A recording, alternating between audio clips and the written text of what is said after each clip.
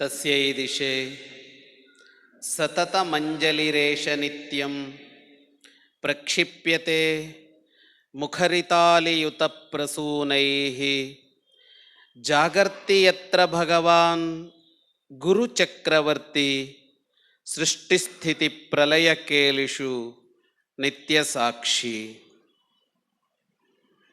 ಜಗದ್ರಣಾಂಗಣೇ ಯಸ್ಯ ಸ್ಮರಣಂ ಜಯಕಾರಣಂ ಪಾರ್ಥಸಾರಥಯೇ ತಸ್ಮೈ ಶ್ರೀಕೃಷ್ಣ ಬ್ರಹ್ಮಣೇ ನಮಃ.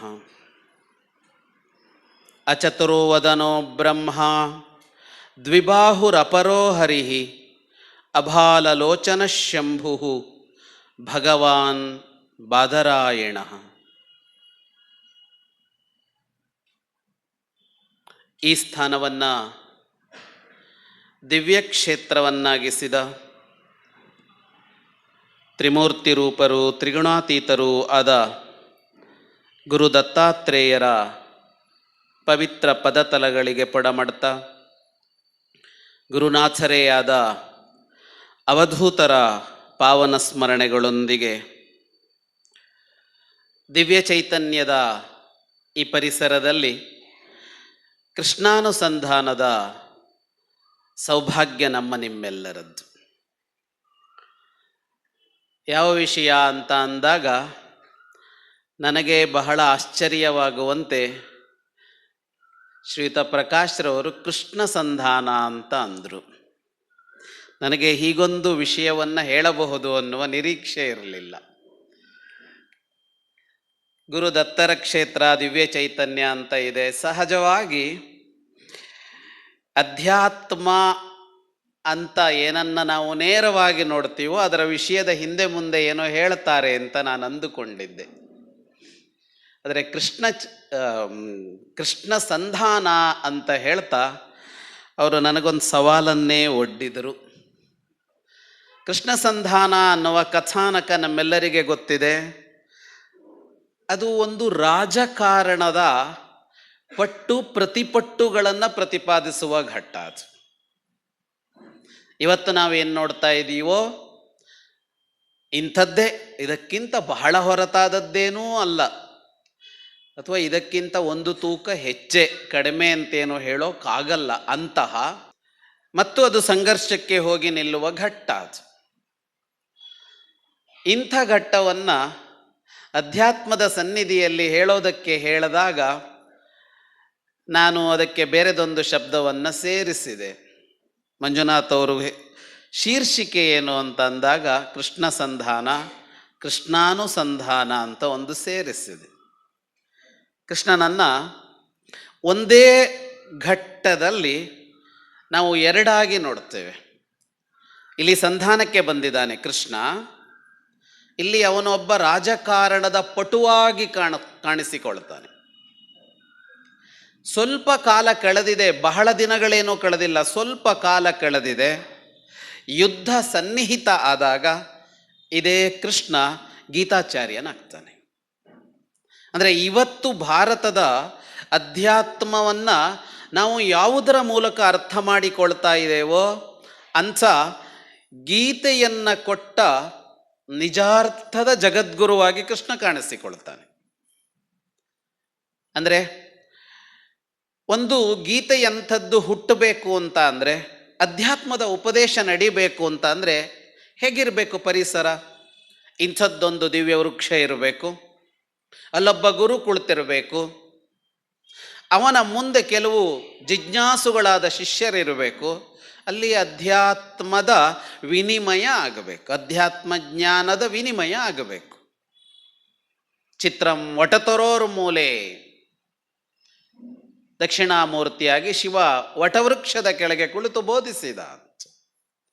ಒಂದು ಉಪನಿಷತ್ತು ಅಂತ ಅಂದಾಗ ಅದನ್ನು ಚಿತ್ರಿಸಿ ಅಂದರೆ, ಪುಟ್ಟ ಮಗು ಕೂಡ ಒಂದು ಕಾಡಿನ ಒಂದು ಮರದ ಕೆಳಗೆ ಒಬ್ಬ ಋಷಿ ಕುಳಿತಿದ್ದಾನೆ, ಅವನ ಎದುರು ಶಿಷ್ಯರಿದ್ದಾರೆ ಅನ್ನೋದನ್ನು ಚಿತ್ರಿಸತ್ತೆ. ಆದರೆ ಭಗವದ್ಗೀತೆ ಇಂಥ ಯಾವ ಸ್ಥಾನದಲ್ಲೂ ಹುಟ್ಟೋದಿಲ್ಲ. ಅದು ಎಲ್ಲೂ ಹುಟ್ಟತ್ತೆ ಅಂತ ಅಂದರೆ ಮತ್ತಿದೇ ಸಂಘರ್ಷದ ಹೊತ್ತಿನಲ್ಲಿ, ರಾಜಕಾರಣ ಒಂದು ಬಿಗಡಾಯಿಸಿದ ಸನ್ನಿವೇಶದಲ್ಲಿ. ಎಲ್ಲ ದಾರಿಗಳೂ ಮುಚ್ಚಿ ಹೋಗಿ ರಕ್ತಪಾತ ಒಂದೇ ಪರಿಹಾರ ಅಂತ ಆದ ಹೊತ್ತಿನಲ್ಲಿ ಅಧ್ಯಾತ್ಮದ ಮಾತುಗಳು ಹುಟ್ಟಿಕೊಳ್ತವೆ. ಎಂಥ ಅಚ್ಚರಿ ಅಂತ ಅನ್ನಿಸುತ್ತೆ, ಎಂಥ ಅಚ್ಚರಿ ಅಂತ ಅನ್ನಿಸುತ್ತೆ. ಇದನ್ನ ನೆನಪಿಸಿಕೊಂಡಾಗ, ಅಂದರೆ ಯುದ್ಧದ ಹೊತ್ತಿನಲ್ಲಿ ಭಗವದ್ಗೀತೆಯನ್ನೇ ಕೃಷ್ಣ ಹೇಳಬಹುದು ಅಂತ ಅಂದರೆ, ಯುದ್ಧದ ಅತಂತ್ರಗಳ ನಡುವೆ ಇಂತಹ ಸ್ವತಂತ್ರವಾದ ಅಧ್ಯಾತ್ಮದ ಚಿಂತನೆ ಹುಟ್ಟಬಹುದು ಅಂತ ಆದರೆ, ಪ್ರಾಯಶಃ ಕೃಷ್ಣ ಸಂಧಾನದಲ್ಲೂ ಅಧ್ಯಾತ್ಮ ಹುಟ್ಟಬಹುದು ಅಂತ ಅನ್ನಿಸ್ತು ನನಗೆ. ಕೃಷ್ಣ ಸಂಧಾನ ಬಹಳ ಪ್ರಸಿದ್ಧವಾದ ಕಥೆ. ನಿಮ್ಮಲ್ಲಿ ಗಮಕದ ಕ್ಷೇತ್ರ ಇದು, ಇಲ್ಲಿ ಎಷ್ಟು ಕೃಷ್ಣ ಸಂಧಾನ ನಡೆಯುತ್ತೋ ನನಗೆ ಗೊತ್ತಿಲ್ಲ. ನಾನು ಯಕ್ಷಗಾನದ ಕ್ಷೇತ್ರದವನು. ನಮ್ಮಲ್ಲಿ ಬಹಳ ಪ್ರಸಿದ್ಧವಾದ ಯಕ್ಷಗಾನದ ಪ್ರಸಂಗ, ಆಖ್ಯಾಯಿಕೆ ಕೃಷ್ಣ ಸಂಧಾನ. ಅದರಲ್ಲೂ ತಾಳಮದ್ದಲೆ ಎನ್ನುವ ಸಂವಾದ ರೂಪದ ಕಲೆ ಏನಿದೆ, ಅಲ್ಲಿ ಕೃಷ್ಣ ಸಂಧಾನವನ್ನೇ ಆಡೋದು. ಯಾಕೆ ಅಂದರೆ ಅಷ್ಟು ಮಾತುಗಳ ವಿನಿಮಯಕ್ಕೆ, ಚರ್ಚೆಗೆ ಅಲ್ಲಿ ಅವಕಾಶ ಇದೆ ಅಂತ. ಒಂದು ಪ್ರಸಿದ್ಧವಾದ, ಎಲ್ಲರಿಗೂ ಗೊತ್ತಿರುವ ಒಂದು ಕಥೆ, ಗೊತ್ತಿಲ್ಲದ್ದೇನೂ ಅಲ್ಲ. ಸಮಸ್ಯೆ ಇರೋದು ಗೊತ್ತಿರುವ ಕಥೆ ಹೇಳುವಲ್ಲಿ, ಗೊತ್ತಿಲ್ಲದ ಕಥೆ ಹೇಳಿ ಮುಗಿಸಬಹುದು. ಗೊತ್ತಿರೋದನ್ನು ಹೇಳಬೇಕು ಅಂತ ಅಂದರೆ ಗೊತ್ತಿರೋದರಲ್ಲಿರುವ ಗೊತ್ತಿಲ್ಲದ್ದೇನನ್ನೋ ಹೇಳಬೇಕಾಗತ್ತೆ ಅಂತ. ಗೊತ್ತಿಲ್ಲದ್ದು ಇರತ್ತೆ ಅಂತ. ನಮ್ಮವರು ಗೊತ್ತಿರುವ ಕಥೆಯನ್ನೇ ಸಾವಿರಾರು ವರ್ಷಗಳಿಂದ ಮತ್ತೆ ಮತ್ತೆ ಯಾಕೆ ಹೇಳಿಕೊಂಡು ಬಂದರು ಅಂದರೆ, ನೀನು ಗೊತ್ತಿದೆ ಅಂತ ಅಂದುಕೊಳ್ತೀಯಲ್ಲ, ಅಲ್ಲಿ ಗೊತ್ತಿಲ್ಲದ್ದೊಂದು ಅಡಗಿರತ್ತೆ, ಹುಡುಕು ಅಂತ. ಕೃಷ್ಣ ಸಂಧಾನಕ್ಕೆ ಹೊರಟ ಅಂತ ಅಂದರೆ ಅದೊಂದು ದೌತ್ಯದ ಕೆಲಸ, ರಾಯಭಾರದ ಕೆಲಸ. ಆ ಕೆಲಸ ಬಹಳ ಮಹತ್ವದ್ದೌದು. ಆದರೆ ಆ ಕಾರ್ಯಕ್ಕೆ ಹೋಗುವ ಇದಾನಲ್ಲ, ಅವನು ಬಹಳ ಶ್ರೇಷ್ಠನಾಗಿರಬೇಕು ಅಂತ ಇಲ್ಲ. ಅವನು ಬಹಳ ಪ್ರವೀಣನಾಗಿರಬೇಕು, ಅವನು ಬಹಳ ಕುಶಲನಾಗಿರಬೇಕು, ಅವನು ಬಹಳ ಸಮರ್ಥನಾಗಿರಬೇಕು, ಅವನು ತಂತ್ರಗಾರಿಕೆಯಲ್ಲಿ ಪಳಗಿರಬೇಕು. ಆದರೆ ಅವನ ವ್ಯಕ್ತಿತ್ವ ಉತ್ಕೃಷ್ಟವಾಗಿರಬೇಕು ಅಂತೇನೂ ಇಲ್ಲ. ಇದು ದೌತ್ಯ ಅಂದರೆ, ರಾಯಭಾರ ಅಂದರೆ. ಎರಡು ಪಕ್ಷಗಳಿವೆ. ಎರಡು ಪಕ್ಷಗಳಲ್ಲಿ ಭಿನ್ನ ಭಿನ್ನವಾದ ಎರಡು ಅಭಿಪ್ರಾಯಗಳಿವೆ. ಇವೆರಡರ ಮಧ್ಯೆ ಒಂದು ಅಭಿಪ್ರಾಯಕ್ಕೆ ಆ ಎರಡು ಗುಂಪನ್ನು ತರಬೇಕು. ಇದಕ್ಕೆ ಯಾರು ಬೇಕು ಅಂತ ಕೇಳಿದರೆ, ಊರುಗಳಲ್ಲಿ ನಡೀತಾ ಇತ್ತಲ್ಲ, ಈಗ ಕಡಿಮೆ ಆಯಿತು ಬಿಡಿ, ಒಬ್ಬನೇ ಮಗ, ಆಸ್ತಿ ಸಮಸ್ಯೆ ಇಲ್ಲ. ಒಂದು ತಲೆಮಾರಿನ ಹಿಂದೆ ಬಹಳ ಇರ್ತಾ ಇತ್ತದು ಆಸ್ತಿ ವ್ಯಾಜ್ಯಗಳು. ಮನೆಗಳಲ್ಲಿ ಅಣ್ಣ ತಮ್ಮಂದಿರ ಆಸ್ತಿಯನ್ನು ವಿಭಾಗಿಸಬೇಕು ಅಂತಂದಾಗ ಊರಿನವರು ಯಾರೋ ಹೋಗಿ ಕೂರ್ತಾ ಇದ್ರು. ಅವರಲ್ಲಿ ಒಂದು ಒಪ್ಪಂದಕ್ಕೆ ಅವರು ಬರುವಂತೆ ಮಾಡೋದಕ್ಕೆ ಯಾರು ಹೋಗಿ ಕೂರ್ತಾ ಇದ್ರು ಅಂತ ಅಂದರೆ, ಅಲ್ಲಿಗೆ ವಿದ್ವಾಂಸ ಅಲ್ಲ ಹೋಗ್ತಿದ್ದು, ಅಲ್ಲೊಬ್ಬ ಕಲಾವಿದ ಅಲ್ಲ ಹೋಗ್ತಾ ಇದ್ದಿದ್ದು, ಯಾವುದೋ ಕ್ಷೇತ್ರದ ಒಬ್ಬ ತಜ್ಞ ಅಲ್ಲ ಹೋಗ್ತಾ ಇದ್ದಿದ್ದು. ಯಾರು ಹೋಗ್ತಾ ಇದ್ರು ಅಂದರೆ, ಮಾತುಗಾರಿಕೆಯ ಕುಶಲತೆಯಲ್ಲಿ ಅವರನ್ನು ಎಳೆದು ತಂದು ಅಲ್ಲಿಗೆ ಜೋಡಿಸುವಂಥವನೊಬ್ಬ ಹೋಗ್ತಾ ಇದ್ದ. ಅಂದರೆ ಬಹಳ ಸರಿಯಾದ ಭಾಷೆಯಲ್ಲಿ ಹೇಳಬೇಕು ಅಂದರೆ, ವ್ಯಾವಹಾರಿಕತೆ ಯಾರಿಗೆ ಚೆನ್ನಾಗಿ ಗೊತ್ತಿರ್ತೋ ಅವನು ಹೋಗ್ತಾ ಇದ್ದ ಅಲ್ಲಿಗೆ. ವ್ಯಾವಹಾರಿಕತೆ ಚೆನ್ನಾಗಿ ಗೊತ್ತಿರಬೇಕು ಅದಕ್ಕೆ ಅಂತ, ಪಂಚಾಯಿತಿ ಮಾಡೋದಕ್ಕೆ. ಹಾಗಾಗಿ ಇದು ಮಹತ್ವದ ಕಾರ್ಯ ಹೌದು. ಅದಕ್ಕೆ ನಾನು ಹೇಳಿದ್ದದು ಮಹತ್ವದ ಕಾರ್ಯ ಹೌದು. ಆದರೆ ಅದಕ್ಕೊಬ್ಬ ಶ್ರೇಷ್ಠ ವ್ಯಕ್ತಿ ಬೇಕಾ ಅಂದರೆ, ಶ್ರೇಷ್ಠ ವ್ಯಕ್ತಿ ವಿಫಲನಾಗಬಹುದು. ಅಲ್ಲಿ ಶ್ರೇಷ್ಠ ವ್ಯಕ್ತಿ ಆ ಜಾಗಕ್ಕೆ ಹೋದರೆ ಅವನು ಯಶಸ್ಸು ಕಾಣದೇ ಇದ್ದಿರಬಹುದು ಅಂತ. ಹಾಗಾಗಿ ಅದೊಂದು ಬೇರೆಯದೇ ಕೌಶಲವನ್ನು ಅಪೇಕ್ಷಿಸುವಂತಹ ಕೃತ್ಯ. ಯಾವ ಕಾರಣಕ್ಕೂ ಆ ಜಾಗದಲ್ಲಿ ಕೃಷ್ಣನನ್ನು ನಿರೀಕ್ಷಿಸೋದಕ್ಕಾಗೋಲ್ಲ. ಎರಡೂ ಜಾಗದಲ್ಲಿ ಕೃಷ್ಣನನ್ನು ಕಂಡ್ವಿ ಮಹಾಭಾರತದಲ್ಲಿ. ಒಂದು ಸಾರಥಿಯಾಗಿ ಕುಳಿತುಕೊಂಡ, ಇನ್ನೊಂದು ರಾಯಭಾರಿಯಾಗಿ ಹೋದ, ದೂತನಾಗಿ ಹೋದ. ಇವೆರಡು ಕೃಷ್ಣ ಮಾಡಬೇಕಾದ ಕಾರ್ಯ ಅಲ್ಲವೇ ಅಲ್ಲ. ಮಹಾವೀರ, ಮಹಾಯೋಧ, ಎಷ್ಟೋ ಯುದ್ಧಗಳನ್ನು ಏಕಾಂಗಿಯಾಗಿ ಮಾಡಿ ಮುಗಿಸಿದವ ಕೃಷ್ಣದೇವರು ಅನ್ನೋದನ್ನು ಬದಿಗಿಟ್ಟು, ಮಹಾಭಾರತದಲ್ಲಿ ಕೃಷ್ಣ ಅನ್ನುವ ಒಬ್ಬ ವ್ಯಕ್ತಿ ಅಂತ ನೋಡಿದರೆ ಕೂಡ ಅವನು ಯಾರು ಅಂದರೆ ರಣಾಂಗಣದಲ್ಲಿ ನಿಲ್ಲಬೇಕಾದವ, ಸಾರಥಿಯಾಗಿ ಅಲ್ಲ, ರಥಿಯಾಗಿ. ಯುದ್ಧ ಸಂಘಟಿತವಾದ ಮೇಲೆ ಹೋಗಿ ಯುದ್ಧಕ್ಕೆ ನಿಂತು ಗೆಲ್ಲಿಸಿಕೊಡುವವ, ಯುದ್ಧಕ್ಕಿಂತ ಪೂರ್ವಭಾವಿಯಾಗಿ ಹೋಗಿ ಯುದ್ಧ ನಡೆಯದಂತೆ ಏನಾಗಬೇಕು ಅದನ್ನು ಮಾಡುವವ ಅಲ್ಲ ಅಂತ. ಇಂಥ ಕೃಷ್ಣ ಎರಡು ರೂಪದಲ್ಲಿ ಕಾಣಿಸಿಕೊಳ್ತಾನೆ ಇಲ್ಲಿ ಅಂತ. ಬಹಳ ಅರ್ಥಗಳಿವೆ ಅದಕ್ಕೆ. ಅಲೌಕಿಕದಲ್ಲಲ್ಲ, ಲೌಕಿಕದಲ್ಲೇ ಬಹಳ ಅರ್ಥಗಳಿವೆ ಅಂತ. ಹೇಗೆ ಕೃಷ್ಣ ಸಾರಥಿಯಾದದ್ದೊಂದು ಅಚ್ಚರಿಯೋ ಹಾಗೆ ಕೃಷ್ಣ ಸಂಧಾನಕಾರನಾದದ್ದು ಒಂದು ಅಚ್ಚರಿಯೇ ಅಂತ.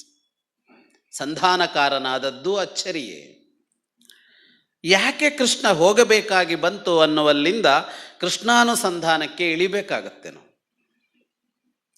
ಯಾಕೆ ಅಂತ ಅಂದರೆ ಪೂರ್ವರಂಗ ಬಹಳ ಮುಖ್ಯ ಈ ಘಟ್ಟದಲ್ಲಿ. ಪೂರ್ವರಂಗ ಯಾಕೆ ಮುಖ್ಯ ಅಂತ ಅಂದರೆ,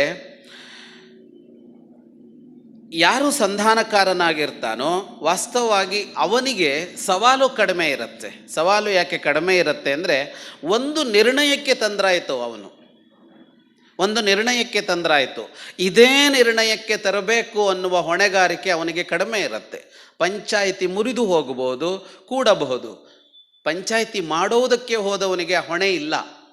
ಹೋಗಿ ಹೇಳ್ತೀನಿ ಹೀಗೆ ಅಂತ, ಒಪ್ಪಿದರೆ ಒಪ್ತಾರೆ, ಇಲ್ದಿದ್ರೆ ನಾಳೆ ಹೊಡೆದಾಡ್ಕೊಳ್ತಾರೆ ಅಣ್ಣ ತಮ್ಮ, ಅವನಿಗೇನೂ ಸಂಬಂಧ ಇಲ್ಲ, ಇಷ್ಟೇ ಅವನದ್ದು. ಆದರೆ ಈ ಕೃಷ್ಣ ಹೋಗುವಾಗ ಬಹಳ ದೊಡ್ಡ ಸವಾಲಿದೆ ಅವನಿಗೆ ಅಂತ. ಯಾವ ಸವಾಲು ಅಂತ ಕೇಳಿದರೆ, ಕೃಷ್ಣ ಸಂಧಾನಕ್ಕೆ ಹೋಗಬೇಕು. ಯಾಕೆ? ಯುದ್ಧ ನಿಲ್ಲುವಂತೆ ಆಗಬೇಕು, ಯುದ್ಧ ನಡೀಬಾರದು. 5 ಗ್ರಾಮಗಳನ್ನು ಕೇಳ್ತಾನಲ್ಲ ಮುಂದೆ, ಆ ಗ್ರಾಮಗಳನ್ನು ದುರ್ಯೋಧನ ಕೊಡ್ತೀನಿ ಅಂತ ಹೇಳಿದರೆ, ಕೊಟ್ಟರೆ ಏನು ನಡೆಯೋಲ್ಲ ಅಂದರೆ ಯುದ್ಧ ನಡೆಯೋಲ್ಲ. ಈ ಕೃಷ್ಣಾವತಾರ ಆಗಿದ್ದೇ ಇವರೆಲ್ಲರ ಸಂಹಾರಕ್ಕೆ, ದುಷ್ಟರೆಲ್ಲರನ್ನ ಕೊಲ್ಲೋದಕ್ಕೆ ಅಂತಲೇ ಹುಟ್ಟಿ ಬಂದಿದ್ದವನು ಅಂತ. ಅವರು ಎಲ್ಲಿದ್ದಾರೆ ದುಷ್ಟರು ಅಂತ ಅಂದರೆ, ನಾಳೆ ಕುರುಕ್ಷೇತ್ರಕ್ಕೆ ಬರ್ತಾರಲ್ಲ ಅವರನ್ನು ಕೊಲ್ಲೋದಕ್ಕೆ ಅಂತಲೇ ಬಂದಿದ್ದು. ರಾಕ್ಷಸರುಗಳು ಕೃತಯುಗದಲ್ಲಿ, ತ್ರೇತಾಯುಗದಲ್ಲಿ ರಾಕ್ಷಸರಾಗಿಯೇ ಇದ್ದರು, ರಾಕ್ಷಸ ರೂಪದಲ್ಲಿಯೇ ಇದ್ದರು.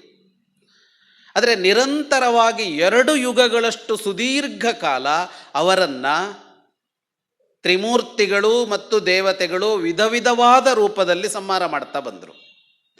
ಯಾವ ಆಕಾರದಲ್ಲಿ ಯಾವ ವರ ಪಡೆದು ಎಲ್ಲಿ ಹೋದರೂ ಕೊನೆಗೆ ಅವರನ್ನು ಸಂಹರಿಸೋದಕ್ಕೆ ದೇವಗಣ ಸಿದ್ಧವಾಗಿರ್ತಾ ಇತ್ತು. ದ್ವಾಪರ ಬರುವಾಗ ಭಿನ್ನವಾದ ಒಂದು ಯೋಚನೆ ಹುಟ್ಟುಕೊಳ್ಳುತ್ತಂತೆ ಅವರಲ್ಲಿ. ಮತ್ತೆ ನಾವು ರಾಕ್ಷಸರಾಗಿ ಕಾಣಿಸಿಕೊಂಡ್ರೆ ನೇರವಾಗಿ ಸಂಹಾರಕ್ಕೆ ಇಳಿತಾರೆ. ಇದು ವ್ಯಾಸರೇ ಹೇಳುವ ಘಟನೆ. ಹಾಗಾಗಿ ಅವರು ಯೋಚಿಸಿದರು, ಮನುಷ್ಯರಾಗಿ ಹುಟ್ಟಬೇಕು ಅಂತ. ಮನುಷ್ಯರಾಗಿ ಎಲ್ಲಿ ಹುಟ್ಟಬೇಕು? ನಮ್ಮ ನಿಮ್ಮಂಥವರ ಮನೆಗಳಲ್ಲಿ ಮನುಷ್ಯರಾಗಿ ಹುಟ್ಟುಕೊಂಡ್ರೆ ಲಾಭ ಏನೂ ಇಲ್ಲ. ಮತ್ತೆ ಎಲ್ಲಿ ಹುಟ್ಟುಕೊಳ್ಬೇಕು ಅಂದರೆ ಅಧಿಕಾರ ಕೇಂದ್ರದಲ್ಲಿ ಹುಟ್ಟುಕೊಳ್ಬೇಕು. ಆಳಬೇಕಲ್ವಾ? ಆಳಬೇಕು ಅಂದರೆ ಎಲ್ಲಿ ಆಳುವುದಕ್ಕೆ ಸಾಧ್ಯವಾಗತ್ತೋ ಅಲ್ಲಿ ಹುಟ್ಟಬೇಕು. ಯಾಕೆ ಆಳಬೇಕು ಅವರಿಗೆ ಅಂದರೆ, ಅವರಿಗೆ ಅಳಿಸಬೇಕು. ಅಳಿಸಬೇಕು ಅನ್ನೋದಕ್ಕೆ ಕನ್ನಡದಲ್ಲಿ 2 ಅರ್ಥ ಇದೆ. ರೋಧಿಸುವಂತೆ ಮಾಡಬೇಕು, ಅದಕ್ಕೂ ಅಳಿಸಬೇಕು ಅಂತ ಅರ್ಥ. ಇಲ್ಲವಾಗುವಂತೆ ಮಾಡಬೇಕು, ಅದಕ್ಕೂ ಅಳಿಸಬೇಕು ಅಂತ ಅರ್ಥ. ರಾಕ್ಷಸರಿಗೆ 2 ಕೆಲಸ. ಒಂದು ಇಲ್ಲವಾಗಿಸಬೇಕು, ಇಲ್ಲ ಅಯ್ಯೋ ಅಂತ ಗೋಳಾಡುವಂತೆ ಮಾಡಬೇಕು. ಅವರಿಗಿದೆರಡೂ ತೃಪ್ತಿ. ಏನು ಸಿಕ್ಕಿತು ನಿನಗೆ ಅಂತ ಅಂದರೆ, ಒಂದು ಆನಂದ ಸಿಕ್ಕಿತು, ವಿಕೃತವಾದ ಆನಂದ. ನೀವು ವಿಕೃತ ಅಂತಾದರೂ ಹೇಳಿ, ಸುಕೃತ ಅಂತಾದರೂ ಹೇಳಿ, ನನಗೆ ಖುಷಿ ಸಿಕ್ಕಿದೆ ಕಾರ್ಯದಲ್ಲಿ. ನೀನು ಅತ್ತರೆ ನನಗೆ ಖುಷಿ ಸಿಗತ್ತೆ, ನೀನು ಇಲ್ಲವಾದರೆ ನನಗೊಂದು ನೆಮ್ಮದಿ. ಇದನ್ನು ಮಾಡಬೇಕು ಅವರು. ಎಲ್ಲಿದ್ದರೆ ಮಾಡೋದಕ್ಕೆ ಸಾಧ್ಯ ಅಂದರೆ, ಅಧಿಕಾರ ಸ್ಥಾನದಲ್ಲಿದ್ದಾಗ ಮಾತ್ರ ಇದೆರಡನ್ನು ಮಾಡೋದು ಸುಲಭ. ಸಮೂಹವನ್ನೇ ಹೀಗೆ ಮಾಡಬಹುದು. ಹಾಗಾಗಿ ಅವರು ನಿರ್ಣಯಿಸಿದರಂತೆ, ರಾಜರ ಮನೆಗಳಲ್ಲಿ ಹುಟ್ಟಿಕೊಳ್ಳಬೇಕು ಅಂತ. ಎಲ್ಲ ಹುಟ್ಟಿ ಬಂದರು ಅಂತ ಪಟ್ಟಿ ಕೊಡ್ತಾರೆ ವ್ಯಾಸರು.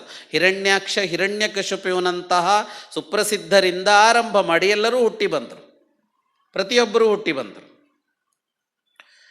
ಹೀಗೆ ಇವರು ಹುಟ್ಟಿ ಬಂದಾಗ, ಮನುಷ್ಯರಾಗಿ ಹುಟ್ಟಿ ಬಂದಾಗ ಬರುವ ಸಮಸ್ಯೆ ಏನು? ಬರುವ ಸಮಸ್ಯೆ ಏನು ಅಂದರೆ, ರಾಕ್ಷಸರಾಗಿ ಅವರು ವರ್ತಿಸಿದಾಗ ಅವರನ್ನು ಶಿಕ್ಷಿಸುವುದು, ಸಂಹರಿಸುವುದು ಸುಲಭ. ಈ ಗುಂಪಿನೊಳಗೆ ಸೇರಿಕೊಂಡು ಬಿಟ್ಟರೆ ಇವತ್ತಾಗತ್ತೆ ನೋಡಿ. ಸಮೂಹದಲ್ಲಿ, ಒಂದು ಸಜ್ಜನರ ಸಮೂಹದಲ್ಲಿ, ನಾಗರಿಕರ ಸಮೂಹದಲ್ಲಿ ಯಾರೋ 4 ಜನ ಬಂದು ಸೇರ್ಕೊಳ್ತಾರೆ, ಬಾಂಬ್ ಹಾಕೋರೋ ಇನ್ಯಾರೋ. ಈಗ ಇರುವ ಸಮಸ್ಯೆ, ನೀವು ಇವರನ್ನೆಲ್ಲ ಶಿಕ್ಷಿಸುವಂತಿಲ್ಲ, ಇವರನ್ನೆಲ್ಲ ಪರೀಕ್ಷಿಸುವಂತಿಲ್ಲ, ಇವರನ್ನೆಲ್ಲ ನಿಯಂತ್ರಿಸುವಂತಿಲ್ಲ, ಇವರನ್ನು ಬಿಡಲೇಬೇಕು. ಅದರ ನಡುವೆ ಅವರೂ ಇದ್ದಾರೆ. ಈಗ ಕಷ್ಟ ಬರೋದು.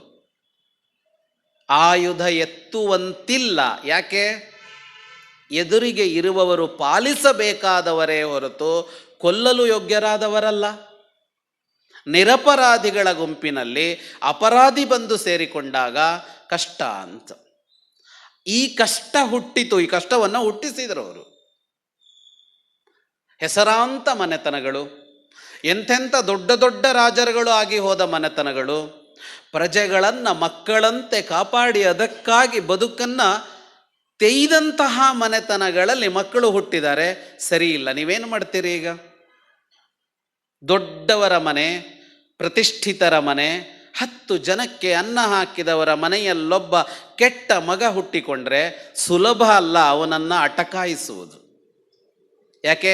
ಸಮಾಜಕ್ಕೊಂದು ಕೃತಜ್ಞತೆ ಇರುತ್ತೆ, ಆ ಮನೆತನದ ಬಗ್ಗೆ ಕೃತಜ್ಞತೆ ಇರುತ್ತೆ, ಸಜ್ಜನಿಕೆ ಇರುತ್ತೆ. ಇವನೊಬ್ಬನನ್ನು ಏನು ಮಾಡಬೇಕು ಅನ್ನುವ ಪ್ರಶ್ನೆ ಬರುತ್ತೆ. ಇಂಥ ಹೊತ್ತಿನಲ್ಲಿ ದೇವತೆಗಳು ಸಂಕಲ್ಪಿಸಿದ್ದೇನು ಅಂತ ಅಂದರೆ, ನಾವು ಇದೇ ದಾರಿ ಹಿಡಿಯೋಣ ಅಂತ. ಯಾವ ದಾರಿ? ನಾವು ರಾಜಕುಲಗಳಲ್ಲೇ ಹುಟ್ಟೋಣ. ಅವನೆಲ್ಲಿ ಹುಟ್ಟಿದಾನೋ ನಾವು ಅಲ್ಲಿಯೇ ಹುಟ್ಟೋಣ.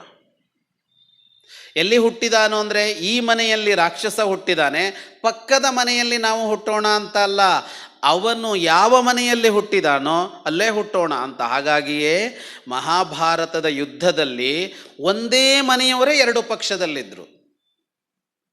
ಅದು ಪಾಂಡವಿನ ಮಕ್ಕಳು, ಧೃತರಾಷ್ಟ್ರನ ಮಕ್ಕಳು ಮಾತ್ರ ಅಲ್ಲ. ನೀವು 2 ಸೈನ್ಯಗಳ ಪಟ್ಟಿ ನೋಡಿದರೆ ಒಂದೇ ರಾಜ್ಯಕ್ಕೆ ಸೇರಿದವರು 2 ಪಕ್ಷದಲ್ಲೂ ಕಾಣಸಿಗುತ್ತಾರೆ. ಜರಾಸಂಧ ಅವನ ಮಗ ಪಾಂಡವ ಪಕ್ಷದಲ್ಲಿದ್ದ, ಆದರೆ ಅದೇ ಮಗಧದ ಇನ್ಯಾರೋ ಒಬ್ಬ ದುರ್ಯೋಧನನ ಪಕ್ಷದಲ್ಲಿದ್ದ. ಕೇಕಯವನ್ನು ಆಳ್ತಾ ಇದ್ದವರು ದುರ್ಯೋಧನನ ಪಕ್ಷದಲ್ಲಿದ್ದರು. ಕೇಕಯದಿಂದ ಹೊರಹಾಕಿಸಲ್ಪಟ್ಟ 5 ಜನ ಸಹೋದರರು ಯುಧಿಷ್ಠಿರನ ಪಕ್ಷದಲ್ಲಿದ್ದರು. ಇದೇ ಯಾದವರ 2 ಬಹಳ ದೊಡ್ಡ ನಾಯಕರು, ಸಾತ್ಯಕಿ ಪಾಂಡವರ ಪಕ್ಷದಲ್ಲಿದ್ದರೆ ಕೃತವರ್ಮ ಆ ಕಡೆಯಲ್ಲಿದ್ದ. ಪ್ರತಿ ಮನೆಯಲ್ಲಿ ಹುಟ್ಟಿಕೊಂಡ್ರು ಅಂತ. ಯಾವ ಮನೆಗಳಲ್ಲಿ ರಾಕ್ಷಸರು ಹುಟ್ಟಿಕೊಂಡ್ರೋ ಅದೇ ಮನೆಯಲ್ಲಿ, ಎಷ್ಟೋ ಕಡೆಯಲ್ಲಿ ಅದೇ ತಾಯಿಯ ಗರ್ಭದಲ್ಲಿ ಹುಟ್ಟಿಕೊಂಡ್ರು. ಹೀಗೆ ಒಂದು ಆಸುರ ತಂತ್ರ ಕೆಲಸ ಮಾಡ್ತಾ ಹೋದಾಗ ಅದಕ್ಕೆ ಪ್ರತಿದ್ವಂದ್ವಿಯಾಗಿ ಒಂದು ದೈವತಂತ್ರವೂ ಕೆಲಸ ಮಾಡ್ತು. ಇದೆರಡರ ಫಲವಾಗಿ, ಪರಿಣಾಮವಾಗಿ ಒಂದು ನಿರ್ಣಾಯಕ ಘಟ್ಟಕ್ಕೆ ಬಂದು ನಿಂತಿದೆ ಕಾಲ. ಕೃಷ್ಣ ಎಷ್ಟೋ ಜನರನ್ನು ಪ್ರತ್ಯೇಕವಾದ ಯುದ್ಧಗಳಲ್ಲಿ ಕೊಲ್ತಾ ಬಂದ. ಕಂಸನನ್ನು ಯಾವಾಗಲೋ ಕೊಂದ, ಕಂಸನ ಅನುಚರರನ್ನು ಕೊಂದ, ರಾಜಸೂಯವನ್ನು ಬಳಸಿಕೊಂಡು ಜರಾಸಂಧನನ್ನು ಕೊಂದ, ರಾಜಸೂಯವನ್ನು ಬಳಸಿಕೊಂಡು ಶಿಶುಪಾಲನನ್ನು ಕೊಂದ. ಯಾವುದೋ ಇಂಥ ಮನೆಗಳಲ್ಲಿ ಹುಟ್ಟಿದ ರಾಕ್ಷಸರನ್ನು ಕೊಲ್ತಾ ಬಂದ. ಆದರೆ ಪರಿಸ್ಥಿತಿ ಹೇಗಿದೆ ಅಂತ ಅಂದರೆ, ಸಂಖ್ಯಾಬಾಹುಳ್ಯ ಅನ್ನೋದೊಂದು ಸಮಸ್ಯೆ ಆಗಿದೆ. ಒಬ್ಬ ಅಲ್ಲ, ಇಬ್ಬರಲ್ಲ, ಕೋಟಿ ಕೋಟಿ ಜನ ಹುಟ್ಟಿ ಬಂದಿದ್ದಾರೆ. ಒಬ್ಬೊಬ್ಬರನ್ನೇ ಕೊಲ್ತಾ ಹೋದರೆ ಮುಗಿಯೋದೇ ಇಲ್ಲ. ಇದು ನರಮೇಧವೇ ಆಗಬೇಕು, ಇವತ್ತಿನ ಶಬ್ದದಲ್ಲಿ ಹೇಳಬೇಕು ಅಂದರೆ. ಅದಕ್ಕೆ ಒಂದು ವೇದಿಕೆ ಬೇಕು, ಎಲ್ಲರೂ ಬಂದು ಸೇರಬೇಕು, ಎಲ್ಲರನ್ನೂ ಒಮ್ಮೆಲೇ ಸಮ್ಮರಿಸೋದಕ್ಕೆ ಸಾಧ್ಯ ಆಗಬೇಕು. ಅಂಥದ್ದೊಂದು ವೇದಿಕೆ ತಾನಾಗಿ ನಿರ್ಮಾಣಗೊಂಡಿದೆ. ಆ ಹೊತ್ತು ಅದು ದುರ್ಯೋಧನನ ಜೊತೆಗೆ 11 ಅಕ್ಷೌಹಿಣಿ ಸೇನೆ ಬಂದು ಸೇರಿಯಾಗಿದೆ. ಯುಧಿಷ್ಠಿರನ ಜೊತೆಗೆ 7 ಅಕ್ಷೌಹಿಣಿ ಸೇನೆ ಬಂದು ಸೇರಿಯಾಗಿದೆ. ಈ 2 ಸೇನೆಯಲ್ಲಿ ಆ ಕಾಲದ ಎಲ್ಲರೂ ಬಂದು ಸೇರಿದ್ದಾರೆ. ದುಷ್ಟರು, ಒಳ್ಳೆಯವರು, ಅಜ್ಜ, ಮುತ್ತಜ್ಜ, ಮಗ, ಮೊಮ್ಮಗ, ಯಾರು ಅಂತ ಉಳಿದಿಲ್ಲ, ಎಲ್ಲ ಬಂದು ಸೇರಿಯಾಗಿದೆ. ಚಿಟಿಕೆ ಹೊಡೆಯುವುದರಲ್ಲಿ ಕೃಷ್ಣನ ಅವತಾರ ಕಾರ್ಯ ಮುಕ್ತಾಯ ಆಗುತ್ತೆ. ಈಗ ಕೃಷ್ಣ ಯುದ್ಧ ಬೇಡ ಅಂತ ಹೇಳೋದಕ್ಕೆ ದುರ್ಯೋಧನನ ಹತ್ರ ಹೋಗಬೇಕು. ಇಷ್ಟು ಘಟನೆಯನ್ನು ನಾನು ವಿವರಿಸಿದ್ದು ಯಾಕೆ ಅಂದರೆ, ಪೂರ್ವರಂಗ ಇದೆಯಲ್ಲ, ಕೃಷ್ಣನಿಗೆಂಥ ಸವಾಲು ಅಂತ, ಕೃಷ್ಣಾನುಸಂಧಾನ ಯಾಕೆ ಅಂತ ಅಂದರೆ, ದ್ವಂದ್ವ ಇದೆಯಲ್ಲ, ಇದೇ ನಮ್ಮ ಇಡೀ ಬದುಕನ್ನು ಚದುರಿಸೋದು ದ್ವಂದ್ವ. ಎರಡು ಎದುರಿಗೆ ಬರುತ್ತೆ, ಧರ್ಮ ಸಂಕಟ ಅಂತ ಕರಿತೀವಿ. ಇದ ಅದ, ದಾರಿ ಇದ ನನಗೆ, ದಾರಿ ಅದ ಅಂತ ಗೊತ್ತಾಗೋದಿಲ್ಲ. ನಡುವೆ ನಿಂತುಕೊಳ್ತೀವಲ್ಲ, ಎಲ್ಲಿ ಹೋಗಬೇಕು ಅಂತ ಗೊತ್ತಾಗದೆ ಈಗೇನು ನಿರ್ಣಯಿಸ್ತೇವೆ ಅನ್ನೋದರ ಮೇಲೆ ಏನಾಗತ್ತೆ, ಏನಾಗಬೇಕು, ನಾವೇನು ಅನ್ನುವ ಎಲ್ಲ ನಿರ್ಣಯ ಆಗತ್ತೆ. ಕೃಷ್ಣನ ಮುಂದಿರೋದು ಸಂಧಾನ. ಸಂಧಾನ ಅಂದರೆ ಎಂಥ ಸಂಧಾನ? ಶಾಂತಿ ಸಂಧಾನ, ಶಾಂತಿ ಸಂಧಾನ. ಆದರೆ ಅವತಾರದ ಉದ್ದೇಶಕ್ಕೆ ಬೇಕಾದ ಕಾರ್ಯ ನಡೆಯತ್ತೆ. ಯುದ್ಧ ನಡೆದರೆ, ಯುದ್ಧ ನಡೀದೇ ಇದ್ದರೆ ಅದು ಹೇಗೆ ನಡೆಯುತ್ತೆ ಗೊತ್ತಿಲ್ಲ, ಮತ್ತೆ ಯೋಚಿಸಬೇಕು. ಇಂಥ ಹೊತ್ತಿನಲ್ಲಿ, ಈ ದ್ವಂದ್ವದ ಹೊತ್ತಿನಲ್ಲಿ ಕೃಷ್ಣ ಸಂಧಾನಕ್ಕೆ ಹೊರಡಬೇಕಾಗಿ ಬಂತು. ಇದು ಒಂದು ಕಡೆಯಲ್ಲಾದರೆ, ಇದು ಅವತಾರ ಕಾರ್ಯದ ಹಿನ್ನೆಲೆಯಲ್ಲಿ ಕೃಷ್ಣನ ಮುಂದಿರುವ ದ್ವಂದ್ವ. ಆದರೆ ಇಲ್ಲಿ ಇನ್ನೊಂದು ದ್ವಂದ್ವ ಕೂಡ ಇದೆ. ಆ ದ್ವಂದ್ವ ಏನು ಅನ್ನೋದನ್ನು, ಆ ಘಟ್ಟ ಹೇಗೆ ನಡೀತು ಅನ್ನೋದರಲ್ಲಿ ಗಮನಿಸೋಣ. ಕೃಷ್ಣನಿಗೆ ಸಂಧಾನಕ್ಕೆ ಹೋಗು ಅಂತ ಯಾರೂ ಹೇಳಲಿಲ್ಲ. ಈಗ ಯುಧಿಷ್ಠಿರನೋ ಪಾಂಡವರೋ ಸಂಧಾನಕ್ಕೆ ಕಳುಹಿಸಿಕೊಟ್ರು ಅಂತ ಹೇಳ್ತೀವಲ್ಲ, ಅದು ಹಾಗೆ ನಡೆದಿಲ್ಲ ಮೂಲದ ಪ್ರಕಾರ. ಅದು ಹೇಗೆ ನಡೀತು? ಅಜ್ಞಾತವಾಸ ಮುಗಿದಿದೆ. ಅಜ್ಞಾತವಾಸ ಮುಗಿದ ಮೇಲೆ ಅಲ್ಲೊಂದು ಮದುವೆ ಆಯಿತು, ವಿವಾಹ ಆಯಿತು. ವಿರಾಟನ ಮಗಳು ಉತ್ತರೆಯನ್ನು ಅರ್ಜುನನ ಮಗಳ ಅಭಿಮನ್ಯುವಿಗೆ ಕೊಟ್ಟು ಮದುವೆ ಮಾಡಿದರು. ಈ ಮದುವೆಗೆ ಅಂತ ಪಾಂಡವರ ಬಂಧುಗಳೆಲ್ಲ ವಿರಾಟ ನಗರಿಗೆ ಬಂದರು. ಯಾರೆಲ್ಲ ಅಂದರೆ, ಯಾದವರು ಬಂದರು, ಕುಂತಿಯ ತವರೂರಿನವರು ಬಂದರು. ಯಾದವರು ಬಂದರು ಅಂದರೆ ಅವರು ಬಂದರು. ಪಾಂಚಾಲರು ಬಂದರು. ಯಾರು ಅಂದರೆ ದ್ರೌಪದಿಯ ತವರಿನವರು ಬಂದರು. ಹೀಗೆ ಈ ಎಲ್ಲ ಬಂಧುಗಳೂ ಸಮ್ಮಿಲಿತರಾಗಿದ್ದರು. ಆ ವಿವಾಹದ ಅನಂತರ ಒಂದು ಸಭೆ ನಡೀತಲ್ಲಿ. ಆ ಸಭೆಯಲ್ಲಿ ಮುಂದೇನು ಅಂತ ಚರ್ಚೆ, ಮುಂದೇನಾಗಬೇಕು ಅಂತ ಚರ್ಚೆ. ಎರಡು ಅಭಿಪ್ರಾಯಗಳು ಬಂದು ಜೋರಾಗಿ, ಯುದ್ಧ ಮಾಡಿ ಗೆಲ್ಲೋಣ ಅಂತ ಒಂದು ಅಭಿಪ್ರಾಯ, ಸಾತ್ಯಕಿ ಮೊದಲಾದವರ ಅಭಿಪ್ರಾಯ. ಯುದ್ಧ ಬೇಡ, ಶಾಂತಿ ಅಂತ ಇನ್ನು ಕೆಲವರು ಮಾತನಾಡ್ತಾ ಇದ್ರು. ಬಲರಾಮನಂತವರೇ ಮಾತನಾಡ್ತಾ ಇದ್ರು. ಆ ಸಭೆಯಲ್ಲಿ ಕೃಷ್ಣ ಒಂದು ಮಾತು ಹೇಳ್ತಾನೆ, ಯುಧಿಷ್ಠಿರನಿಗೂ ದುರ್ಯೋಧನನಿಗೂ ಇಬ್ಬರಿಗೂ ಹಿತವಾಗುವುದು ಯಾವುದೋ ಅದನ್ನು ಮಾಡೋಣ ಅನ್ನುವ ಮಾತನ್ನು ಸ್ವತಃ ಕೃಷ್ಣ ಆಡುತ್ತಾನೆ. ಇಬ್ಬರಿಗೂ ಹಿತವಾಗಬೇಕು, ದುರ್ಯೋಧನನಿಗೂ ಹಿತವಾಗಬೇಕು. ಬಹಳ ಮುಖ್ಯ ಪ್ರಶ್ನೆ ಇದೆ ಇಲ್ಲಿ. ಇದಾದ ಮೇಲೆ ಇದನ್ನು ಮುಂದುವರಿಸೋದು ಹೇಗೆ ಅಂತ ಅಂದಾಗ ಒಂದು ನಿರ್ಣಯಕ್ಕೆ ಆ ಸಭೆ ಬಂತು.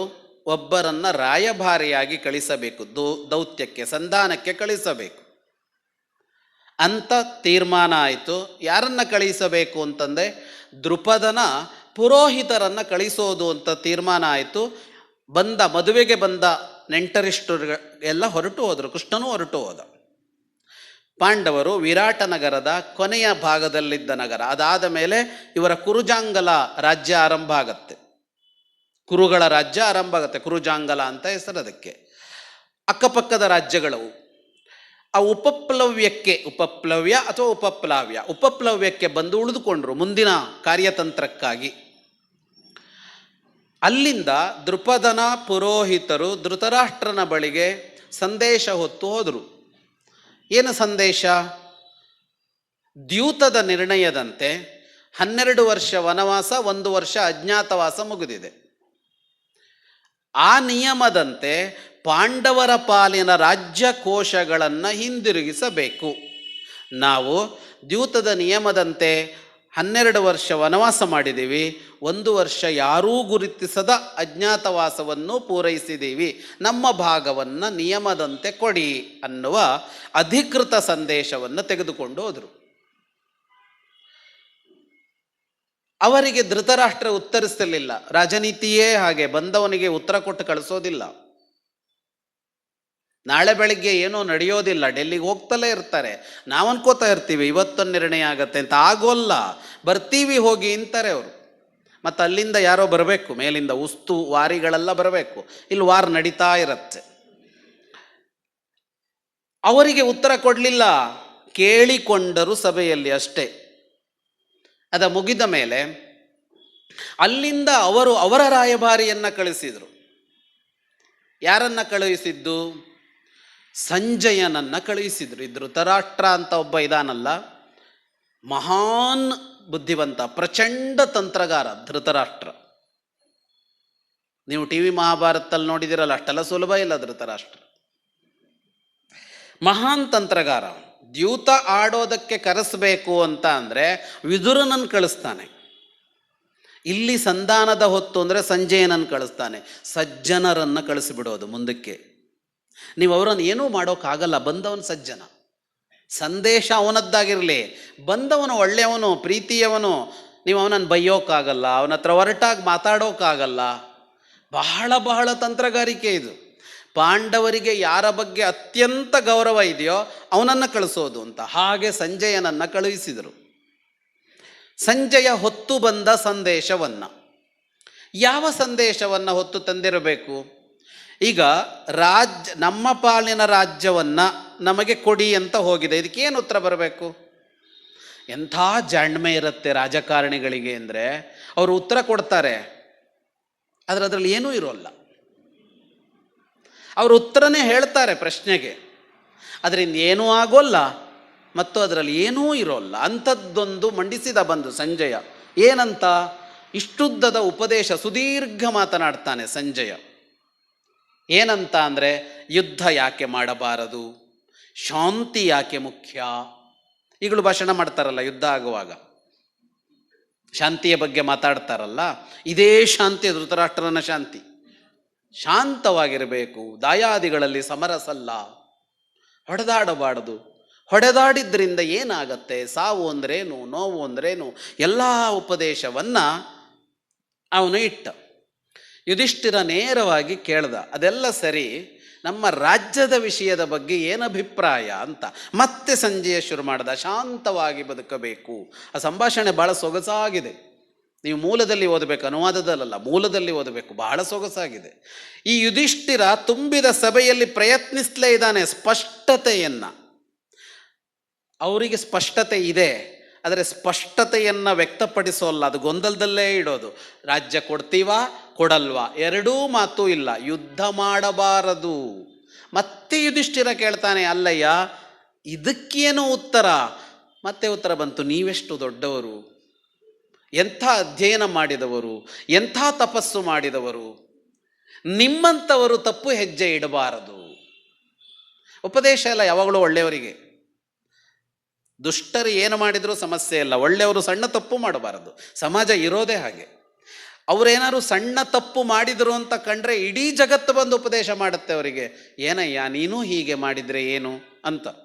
ಹಾಗಾಗಿ ಅದೇ ಉಪದೇಶ ಕೊನೆಗೆ ಅರ್ಥ ಆಯಿತು. ಏನರ್ಥ ಆಯಿತು? ಸ್ಪಷ್ಟ ಆಯಿತು. ಅಸ್ಪಷ್ಟತೆಯಲ್ಲಿ ಧೃತರಾಷ್ಟ್ರ ಸ್ಪಷ್ಟಪಡಿಸಿದ್ದ ಏನು ಅಂದರೆ, ನಾವು ರಾಜ್ಯ ಕೊಡೋಲ್ಲ, ನೀವು ಯುದ್ಧ ಮಾಡಬೇಡಿ. ಅಂದರೆ ನಮ್ಮದೆಲ್ಲ ನಮ್ಮದು, ನಿಮ್ಮದು ನಮ್ಮದು, ಇಷ್ಟೇ. ಹಾಗಂತ ನಮ್ಮದು ಇದೆ ಅಂತ ನೀವು ಕಿತ್ಕೊಂಡೋಗಿ ಬರಬಾರ್ದು. ಯಾಕೆ? ನೀವು ಸಜ್ಜನರು, ಒಳ್ಳೆಯವರು, ನೀವು ಅಂಥದ್ದೆಲ್ಲ ಮಾಡಬಾರ್ದು. ಕಿತ್ತುಕೊಳ್ಳೋದು ಯಾರ ಕಾರ್ಯ? ದುಷ್ಟರ ಕಾರ್ಯ. ನೀವು ದುಷ್ಟತನಕ್ಕೆ ಇಳಿಬಾರದು ಅಂತ ಸಜ್ಜನರಿಗೆ ಯುಗ ಯುಗಗಳಿಂದ ಇದೇ ಉಪದೇಶ ಮಾಡಿರೋದು. ಸಜ್ಜನರಿಗೆ ಇದೇ ಉಪದೇಶ ಮಾಡಿರೋದು, ನೀವು ಇಂಥದ್ದೇನೂ ಮಾಡಬಾರದು ಅಂತ. ಪಾಪ ಈ ಸಜ್ಜನರು ಹೌದು ಹೌದು ಅಂತ ಗೋಣಾಡಿಸಿಕೊಂಡು ಕುಳಿತರು. ಇವರು ಇಷ್ಟ ಆಯಿತು. ಸ್ಪಷ್ಟವಾಗಿ ಇವರು ಹೇಳಿ ಕಳಿಸಿದ್ರು, ದ್ಯೂತದ ನಿಯಮದಂತೆ ನಡೆದುಕೊಳ್ಳಿ. ಅಲ್ಲಿಂದ ಅಸ್ಪಷ್ಟವಾಗಿ ಉತ್ತರ ಬಂತು, ಯಾವ ನಿಯಮಕ್ಕೂ ನಾವು ಒಳಪಡುವುದಿಲ್ಲ, ನೀವು ಮಾತ್ರ ಹಿಂಸೆ ಮಾಡಬಾರದು ಅನ್ನೋ ಉತ್ತರ ಬಂತು. ಇದು ಬಂದ ಮೇಲೆ ಈಗೇನು? ಈಗ ಮತ್ತೆ ಉಪಪ್ಲಾವ್ಯದಲ್ಲಿ ಸಭೆ. ಆ ಸಭೆಗೆ ಇವರೆಲ್ಲ ಬಂದಿದ್ದರು, ಕೃಷ್ಣ ಬಂದಿದ್ದ ಆ ಹೊತ್ತಿಗೆ, ಎಲ್ಲರೂ ಇದ್ದರು. ಆ ಹೊತ್ತು ಹೇಗಿತ್ತು ಅಂದರೆ ಬಹಳ ವಿಶೇಷವಾದದ್ದೇನು ಅಂದರೆ, ಈ ಸಂಧಾನದ ಮಾತುಕತೆ ನಡೆಯುವಾಗ ಎರಡೂ ಕಡೆಯಲ್ಲಿ ಸೈನ್ಯ ಜಮಾವಣೆಯಾಗಿ ಮುಗಿದಿದೆ. ಆ ಕಡೆಯಲ್ಲಿ 11 ಅಕ್ಷೌಹಿಣಿ ಸೈನ್ಯ, ಈ ಕಡೆಯಲ್ಲಿ 7 ಅಕ್ಷೌಹಿಣಿ ಸೈನ್ಯ ಬಂದು ಸೇರಿ ಆಗಿದೆ. ಎಲ್ಲ ಬಂದು ಸೇರಿದ ಮೇಲೆ ಸಂಧಾನದ ಮಾತುಕತೆ ನಡೆಯೋದು. ರಾಜಕಾರಣ ಅನ್ನೋದು ಎಷ್ಟು ವಿಚಿತ್ರ ಅಂದರೆ ನಮಗೆ ಅರ್ಥ ಆಗೋಲ್ಲ. ಅಂದರೆ ಅವರು ಎಲ್ಲ ಸಿದ್ಧವಾದ ಮೇಲೆ ಶಾಂತಿಯ ಮಾತಾಡೋದು. ಶಾಂತಿಯ ಮಾತನ್ನಾಡಿ ಅದು ಆಗೋಲ್ಲ ಅಂತ ಆದಮೇಲೆ ಯುದ್ಧ ಸನ್ನದ್ಧತೆ ಅಲ್ಲ, ಯುದ್ಧ ಸನ್ನದ್ಧರಾಗಿ ಶಾಂತಿಯ ಮಾತಾಡ್ತಾರೆ. ಹಾಗಾಗಿ ಎಲ್ಲರೂ ಇದ್ದರು. ಯುದ್ಧಕ್ಕಾಗಿ ಬಂದ ಬೇರೆ ಬೇರೆ ರಾಜರುಗಳೆಲ್ಲ ಇದ್ದರು. ಸಭೆ ನಡೀತು. ಆ ಸಭೆಯಲ್ಲಿ ಯುಧಿಷ್ಠಿರ ಕೃಷ್ಣನಿಗೆ ಹೇಳ್ತಾನೆ, ನಾನು ಎಷ್ಟು ಗಂಟೆವರೆಗೆ ಮಾತಾಡಬೇಕು? ಆಯ್ತು. ಯುಧಿಷ್ಠಿರ ಅಲ್ಲಿ ಮಾತಾಡ್ತಾನೆ. ಸಂಜಯೇ ಪ್ರತಿಯಾತೇತು ಧರ್ಮರಾಜೋ ಯುಧಿಷ್ಠಿರ ಅಭ್ಯಭಾಷದ ದಾಶಾರ್ಹಂ ಋಷಭಂ ಸರ್ವಸತ್ವತಾಂ. ಏನಂತ ಮಾತನಾಡದ ಯುಧಿಷ್ಠಿರ ಅಂದರೆ, ಅಯಂ ಸಕಾಲ ಸಂಪ್ರಾಪ್ತ ಮಿತ್ರಾಣಾಂ ಮೇ ಜನಾರ್ದನ ನಚತ್ವದನ್ಯಂ ಪಶ್ಯಾಮಿ ಯೋನ ಆಪತ್ಸು ತಾರಯೇತ್. ನನ್ನನ್ನು ಆಪತ್ತಿನಿಂದ ದಾಟಿಸೋದಕ್ಕೆ ನಿನ್ನನ್ನು ಹೊರತುಪಡಿಸಿ ಇನ್ಯಾರೂ ನನಗೆ ಗತಿಯಾಗಿ ಕಾಣ್ತಾ ಇಲ್ಲ, ನೀನೇ ಗತಿ ಅನ್ನುವ ಮಾತನ್ನು ಅವನಾಡ್ತಾನೆ. ಏನು ಅಂತ ಹೇಳೋದಿಲ್ಲ. ಈ ಆಪತ್ತಿನಿಂದ ನೀನು ನನ್ನನ್ನು ದಾಟಿಸಬೇಕು ಅನ್ನುವ ಮಾತನ್ನೇ ಹಲವು ತರಹದಲ್ಲಿ ಯುಧಿಷ್ಠಿರ ಕೃಷ್ಣನ ಮುಂದೆ ಆಡ್ತಾನೆ. ಕೃಷ್ಣ ಹೇಳ್ತಾನೆ, ಅಯಮಸ್ಮಿ ಮಹಾಬಾಹೋ ಬ್ರೂಹಿ ಯತ್ತೇ ವಿವಕ್ಷಿತಂ ಕರಿಷ್ಯಾಮಿ ತತ್ಸರ್ವಂ. ನಿನ್ನ ಮನಸ್ಸಿನಲ್ಲಿ ಏನಿದೆ ಅಂತ ಹೇಳು, ನಾನಿದ್ದೇನೆ ನಿನ್ನ ಜೊತೆಗೆ, ನಾನದನ್ನು ಮಾಡ್ತೇನೆ. ಆದರೆ ಏನು ಅಂತ ಯುಧಿಷ್ಠಿರನಿಗೂ ಸ್ಪಷ್ಟ ಇದ್ದಂತೆ ಕಾಣಿಸೋದಿಲ್ಲ ಏನಾಗಬೇಕು ಮುಂದೆ ಅಂತ. ಅವನು ಕೃಷ್ಣ ಒಂದು ಕಾರ್ಯ ಮಾಡಬೇಕು ಅಂತ ಅಪೇಕ್ಷಿಸ್ತಾ ಇಲ್ಲ. ಯಾವ ಕಾರ್ಯ ಅಂತಲೂ ಕೃಷ್ಣನೇ ನಿಶ್ಚಯಿಸಬೇಕು ಅನ್ನುವ ನಿಲುವು ಅವನದ್ದು. ಅವನು ಸಮಸ್ಯೆಯನ್ನೇ ಬಿತ್ತರಿಸಿ ಇಡ್ತಾನೆ. ಸಂಜಯ ಏನು ಮಾತಾಡ್ದ ಅನ್ನೋದನ್ನು ಕೇಳಿದ್ದಿ ನೀನು. ಇಷ್ಟು ವರ್ಷಗಳ ಕಾಲ ಏನಾಯಿತು ಅನ್ನೋದು ಗೊತ್ತಿದೆ ನಿನಗೆ. ನನ್ನ ಇವತ್ತಿನ ಪರಿಸ್ಥಿತಿಯೂ ನಿನಗೆ ಗೊತ್ತಿದೆ. ಏನು ಅಂದರೆ, ಒಬ್ಬರನ್ನೂ ಕಾಪಾಡಲಾರದ ನಿರ್ಗತಿಕತೆ ಬಂದಿದೆ ನನಗೆ. ಒಬ್ಬರನ್ನು ಅಂದರೆ, ನಾನೊಬ್ಬ ಕ್ಷತ್ರಿಯ ವಂಶ ಸಂಭೂತ, ಲಕ್ಷ ಲಕ್ಷ ಜನರಿಗೆ ಆಶ್ರಯ ಕೊಡಬೇಕು ನಾನು. ಅದು ನನ್ನ ಧರ್ಮ, ಕ್ಷಾತ್ರ ಧರ್ಮ. ನನ್ನ ಪರಿಸ್ಥಿತಿ ನನ್ನ ಹೆಂಡತಿ ಮಕ್ಕಳನ್ನೂ ಸಾಕದ ಪರಿಸ್ಥಿತಿ ಇತ್ತು. ನನ್ನ ತಾಯಿಯೂ ಇನ್ನೊಬ್ಬರ ಮನೆಯಲ್ಲಿರಬೇಕಾದ ಪರಿಸ್ಥಿತಿ. ಇಂಥ ಪರಿಸ್ಥಿತಿ ಒಬ್ಬ ಕ್ಷತ್ರಿಯನಿಗೆ ಬರಬಾರದು. ಅಂಥ ಪರಿಸ್ಥಿತಿಯಲ್ಲಿ ನಾನಿದ್ದೇನೆ. ರಾಜ್ಯ ಬೇಕು ಅನ್ನುವ ಮಾತಲ್ಲ ಅವನದ್ದು. ಯುಧಿಷ್ಠಿರನ ಮಾತು ರಾಜ್ಯ ಬೇಕು, ಕೋಶ ಬೇಕು ಅಂತ ಅಲ್ಲ. ಆದರೆ ಕ್ಷತ್ರ ಧರ್ಮವನ್ನು ನಾನು ಅನುಸರಿಸಬೇಕು ಅಂದರೆ ಅದಕ್ಕೆ ಸೌಕರ್ಯ ಬೇಕು, ಅದಕ್ಕೆ ವ್ಯವಸ್ಥೆ ಬೇಕು. ಆದರೆ ಕ್ಷತ್ರಿಯನಾಗಿ ಹುಟ್ಟಿ ಅದನ್ನು ಪಾಲಿಸದಂಥ ಪರಿಸ್ಥಿತಿಯಲ್ಲಿ ನಾನಿದ್ದೀನಿ ಅನ್ನೋದನ್ನು ವ್ಯಕ್ತಪಡಿಸ್ತಾನೆ ಅವನು. ಕೃಷ್ಣ ತಾನಾಗಿ ಉತ್ತರಿಸ್ತಾನೆ, ಅದಕ್ಕೆ ತಾನಾಗಿ ಉತ್ತರಿಸ್ತಾನೆ. ಈ ಉತ್ತರಿಸುವಾಗ ಕೃಷ್ಣನಿಗೆ ಏನು ಅಂತ ಇದೆ ಅಂದರೆ, ಕೃಷ್ಣನಿಗೊಂದು ನಿರ್ಣಯ ಇದೆ. ಯಾವ ನಿರ್ಣಯ ಅಂತ ಅಂದರೆ, ಶಾಂತಿಗಾಗಿ ಪ್ರಯತ್ನಿಸಬೇಕು ಅನ್ನುವ ನಿರ್ಣಯ ಕೃಷ್ಣನಿಗಿದೆ. ಹೊರಗಡೆಯಲ್ಲಿ ಕೃಷ್ಣ ಸಂಧಾನ ಅಂತ ಅನ್ನೋದು ಬಹಳ ತಂತ್ರಗಾರಿಕೆಯ ಕಾರ್ಯ. ಕೃಷ್ಣ ಯುದ್ಧ ನಿಶ್ಚಯ ಮಾಡೋದಕ್ಕೆ ಶಾಂತಿಯ ಹೆಸರಿನಲ್ಲಿ ಹೋಗಿದ್ದ ಅಂತೆಲ್ಲ ಕೃಷ್ಣನ ವ್ಯಕ್ತಿತ್ವದ ಕುರಿತು ಮಾತನಾಡ್ತಾರೆ. ಹಾಗೆಲ್ಲ ಇಲ್ಲ. ಇವರೆಲ್ಲ ಅಂದುಕೊಳ್ಳುವಂತೆ ಕೃಷ್ಣ ಕುತಂತ್ರಿ ಅಲ್ಲ. ಕುತಂತ್ರಿ ಏನು ತಂತ್ರಗಾರನೂ ಅಲ್ಲ. ಇಡೀ ಕೃಷ್ಣನ ಬದುಕಿನಲ್ಲಿ ಹಾಗೆಲ್ಲ ತಂತ್ರ ಮಾಡಿ ಗೊತ್ತಿಲ್ಲ. ಅವನನ್ನು ಎಲ್ಲಿಗೋ ತಗೊಂಡು ನಿಲ್ಲಿಸಿದ್ದೀವಿ. ಕೃಷ್ಣನ ಭಕ್ತರು, ಕೃಷ್ಣನನ್ನು ಒಪ್ಪಿಕೊಳ್ಳೋರು ಅವನನ್ನು ತಂತ್ರಗಾರ ಅಂತ ಅಂದ್ಕೊಂಡು ಕುಳಿತಿದ್ದಾರೆ. ನೇರ ಕ್ರಮ ಅವನದ್ದು, ತಂತ್ರ ಅಲ್ಲ. ನೇರವಾದ ಕ್ರಮದಲ್ಲಿ ವ್ಯವಹರಿಸೋನು ಕೃಷ್ಣ. ಅವನಾಗಿಯೇ ಹೇಳ್ತಾನೆ, ಉಭಯೋರೇವ ವಾಮರ್ಥೆ ಯಾಸ್ಯಾಮಿ ಕುರು ಸಂಸದಂ. ಎರಡೂ ಕಡೆಯವರಿಗೆ ಒಳಿತಾಗಬೇಕು, ಹಾಗಾಗಿ ನಾನೇ ಹೋಗ್ತೀನಿ ಕುರು ಸಭೆಗೆ ಅಂತ ಹೇಳ್ತಾನೆ. ಅಂದರೆ ಇಬ್ಬರಿಗೂ ಹಿತ ಯಾವುದೋ ಅದು ಆಗಬೇಕು ಅಂತ ಅಂದರೆ ಇನ್ನೊಬ್ಬರು ಹೋದರೆ ಆಗೋಲ್ಲ. ಇದು ಸುಮ್ಮನೆ ಇವರೊಬ್ಬರನ್ನು ಕಳಿಸೋದು, ಅವನೊಬ್ಬನ ಕಳಿಸೋದು, ಇವರೊಬ್ಬರನ್ನು ಕಳಿಸೋದು, ಅವನೊಬ್ಬನ ಕಳಿಸೋದು ಅಂತ ಆಗತ್ತೆ. ನಾನೇ ಹೋಗ್ತೀನಿ ಅಂತ. ಶಮಂತತ್ರ ಲಭೇಯಂಚೇತ್ ಯುಷ್ಮದರ್ಥಮಪ ಮಹಾಪಯನ್ ಪುಣ್ಯಂ ಮೇ ಸುಮಹದ್ರಾಜಂ ಚರಿತಂ ಸ್ಯಾತ್ ಮಹಾಫಲಂ. ಹೋದಾಗ ಸಂಧಾನ ಯಶಸ್ವಿಯಾದರೆ ನನಗೆ ಪುಣ್ಯ ಬರುತ್ತೆ. ಪುಣ್ಯ ಬರುತ್ತೆ ಅಂದ್ರೇನು? ಧರ್ಮ ಕಾರ್ಯ ಮಾಡಿದ ಶ್ರೇಯಸ್ಸು ನನ್ನದಾಗತ್ತೆ ಮತ್ತು ಒಂದು ಸತ್ಕೀರ್ತಿ ಕೂಡ ನನಗೆ ಬರುತ್ತೆ. ಮತ್ತು ಮೋಚಯೇಯಂ ಮೃತ್ಯುಪಾಶಾತ್ ಸಮೃದ್ಧಾನ್ ಕುರು ಸಂಜಯಾನ್. ಕೌರವರು ಅಂದರೆ ಎರಡೂ ಕಡೆ, ಕೌರವರು ಅಂದರೆ ಇವರೂ ಹೌದು ಅವರೂ ಹೌದು, ಪಾಂಚಾಲರು ಮತ್ತು ಜಗತ್ತಿನ ಎಲ್ಲ ರಾಜಮನೆತನಗಳನ್ನು ಮೃತ್ಯುಪಾಶದಿಂದ ಉಳಿಸ್ತೇನೆ ನಾನು ಹೋಗಿ ಸಂಧಾನ ಯಶಸ್ವಿಯಾದರೆ ಅಂತ ಹೇಳ್ತಾನೆ. ಸಂಧಾನ ಯಶಸ್ವಿಯಾದರೆ ಶಮಂ ತತ್ರ ಲಭೇಯಂಚೇತ್. ಸಂಧಾನ ಆಗಬೇಕು ಅಂತ ಕೃಷ್ಣನಿಗಿದೆ ಅನ್ನೋದು ಸ್ಪಷ್ಟ. ಅಂದರೆ ಅವತಾರ ಕಾರ್ಯ ಯಾವುದಿದೆಯೋ ಅದಕ್ಕೆ ಭಿನ್ನವಾದ ಒಂದು ನಿಲುವಿನಲ್ಲಿ ಕೃಷ್ಣ ಇದ್ದಾನೆ. ದ್ವಂದ್ವದ ಹೊತ್ತಿನಲ್ಲಿ ಕೃಷ್ಣ ಅವತಾರ ಕಾರ್ಯಕ್ಕೆ ವಿರುದ್ಧವಾದ ಅಂತ ಕಾಣಿಸುವ ನಿರ್ಣಯದಲ್ಲಿ ಇದ್ದಾನೆ. ಸಾವಿನಿಂದ ಎಲ್ಲರನ್ನೂ ಉಳಿಸ್ತೀನಿ ಅಂತಲೇ ಹೇಳ್ತಾನೆ. ಸಾಯಿಸೋದಕ್ಕೆ ಹುಟ್ಟಿ ಬಂದವ. ಅವತಾರವೇ ರಾಕ್ಷಸರನ್ನು ಕೊಲ್ಲೋದಕ್ಕೆ, ಉಳಿಸ್ತೀನಿ ಅಂತ ಹೇಳ್ತಾನೆ. ಕೊಲ್ಲಬೇಕು ಅಂತ ಹುಟ್ಟಿ ಬಂದವನಿಗೆ ಕೊಲ್ಲಬೇಕು ಅನ್ನೋದೇ ಗುರಿ ಅಲ್ಲ. ಕೊಲ್ಲಬೇಕು ಅಂತ ಹುಟ್ಟಿ ಬಂದವನಿಗೆ ಕೊಲ್ಲಬೇಕು ಅನ್ನುವುದೇ ಗುರಿಯಲ್ಲ, ಸರಿಪಡಿಸಬೇಕು ಅನ್ನೋದು ಗುರಿ. ಸರಿಪಡಿಸುವ ಎಲ್ಲ ಮಾರ್ಗಗಳನ್ನೂ ಬಳಸಬೇಕು. ಕೊನೆಗೆ ಆಪರೇಷನ್, ಶುರುವಿಗೆ ಆಪರೇಷನ್ ಅಲ್ಲ, ಬಂದ ಕೂಡಲೇ ಆಪರೇಷನ್ ಅಲ್ಲ, ಸರ್ಜರಿ ಅಲ್ಲ, ಕೊನೆಗೆ ಎಲ್ಲವೂ ಮುಗಿದ ಮೇಲೆ ಅಂತ.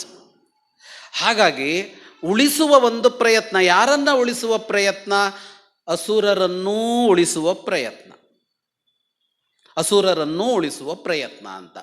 ಅವರನ್ನು ಕೊಂದು ಕಳೆಯಬೇಕು ಅಂತ ಅಲ್ಲ. ದೈತ್ಯ ದಾನವರು ರಾಕ್ಷಸರು ಅಂತೆಲ್ಲ ಕರೆಸಿಕೊಳ್ಳುವ ಗುಂಪಿದೆಯಲ್ಲ, ಇವರು ಸೃಷ್ಟಿಯಲ್ಲೇ ಇರಬಾರದು ಅಂತ ಅಲ್ಲ. ಸೃಷ್ಟಿಯಲ್ಲಿ ಬದುಕುವ ಹಕ್ಕು ಅವರಿಗೂ ಇದೆ. ಬಹಳ ಯೋಚಿಸಬೇಕಾದ ವಿಷಯ ಅದು ಇವತ್ತಿನ ಕಾಲಘಟ್ಟದಲ್ಲಿ. ಯಾರು ಸೃಷ್ಟಿಯನ್ನೇ ಹಾಳು ಮಾಡೋದಕ್ಕೆ ಹೊರಡ್ತಾರೋ ಅವರಿಗೂ ಬದುಕುವ ಹಕ್ಕಿದೆ. ಆದರೆ ಯಾವಾಗ ಅವರು ಸೃಷ್ಟಿಯ ನಾಶದ ಕಾರ್ಯದಿಂದ ಹೆಜ್ಜೆ ಹಿಂದಿಡ್ತಾರೆ ಅಂತ ಆದರೆ ಅವರ ಹಕ್ಕನ್ನು ಕಸಿದುಕೊಳ್ಳೋದಿಲ್ಲ. ಹಾಗಾಗಿ ರಾಕ್ಷಸರ ನಾಶವೇ ಗುರಿಯಲ್ಲ. ಇಡೀ ರಾಕ್ಷಸರ ಸಂಹಾರದ ಇಡೀ ಪುರಾಣಗಳ ಕಥೆಗಳನ್ನು ನೋಡಿ, ಏಕಾಏಕಿ ಬಂದು ಕೊಂದು ಕಳೆದಿದ್ದು ಅಂತ ಇಲ್ಲ. ಸರಿಪಡಿಸುವ ಎಷ್ಟೋ ಕಾರ್ಯಗಳು ನಡೆದು ನಡೆದು ನಡೆದು ಇನ್ನೇನೂ ಸಾಧ್ಯ ಇಲ್ಲ ಅಂತ ಅಂದಾಗ ಸೀತೆಯನ್ನು ರಾವಣ ಕದ್ದೊಯ್ದು ಲಂಕೆಯಲ್ಲಿ ಇಟ್ಟುಕೊಂಡಿದ್ದಾನೆ. ಕಪಿ ಕರಡಿಗಳ ಬಹುದೊಡ್ಡ ಸೇನೆಯ ನೇತೃತ್ವ ವಹಿಸಿ ಸಮುದ್ರಕ್ಕೆ ಸೇತುವನ್ನು ನಿರ್ಮಿಸಿ ರಾಮ ಲಂಕೆಯ ಹೊರಭಾಗದಲ್ಲಿ ಹೋಗಿ ನಿಂತಿದ್ದಾನೆ. ಇನ್ನೇನು ಯುದ್ಧ ಆರಂಭ ಆಗಬೇಕು. ಶ್ರೀರಾಮ ಅಂಗದನನ್ನು ಕಳಿಸ್ತಾನೆ ರಾವಣನ ಬಳಿಗೆ. ಸೀತೆಯನ್ನು ಬಿಟ್ಟುಕೊಟ್ಟರೆ ಯುದ್ಧವಿಲ್ಲ. ರಾವಣ ದುಷ್ಟ ಅಲ್ವಾ? ಯುಗಗಳಾಯ್ತಲ್ಲ ರಾವಣ ಹುಟ್ಟಿ ಬಂದು. ಅವನು ಮಾಡಿದ ಕಾರ್ಯಗಳೆಷ್ಟು, ಅಕಾರ್ಯಗಳೆಷ್ಟು. ಮತ್ತೆ ಈ ರಾಮ ಹುಟ್ಟಿ ಬಂದಿದ್ದೇ ಅವನನ್ನು ಕೊಲ್ಲೋದಕ್ಕೆ ಅಂತ ಅಲ್ವಾ?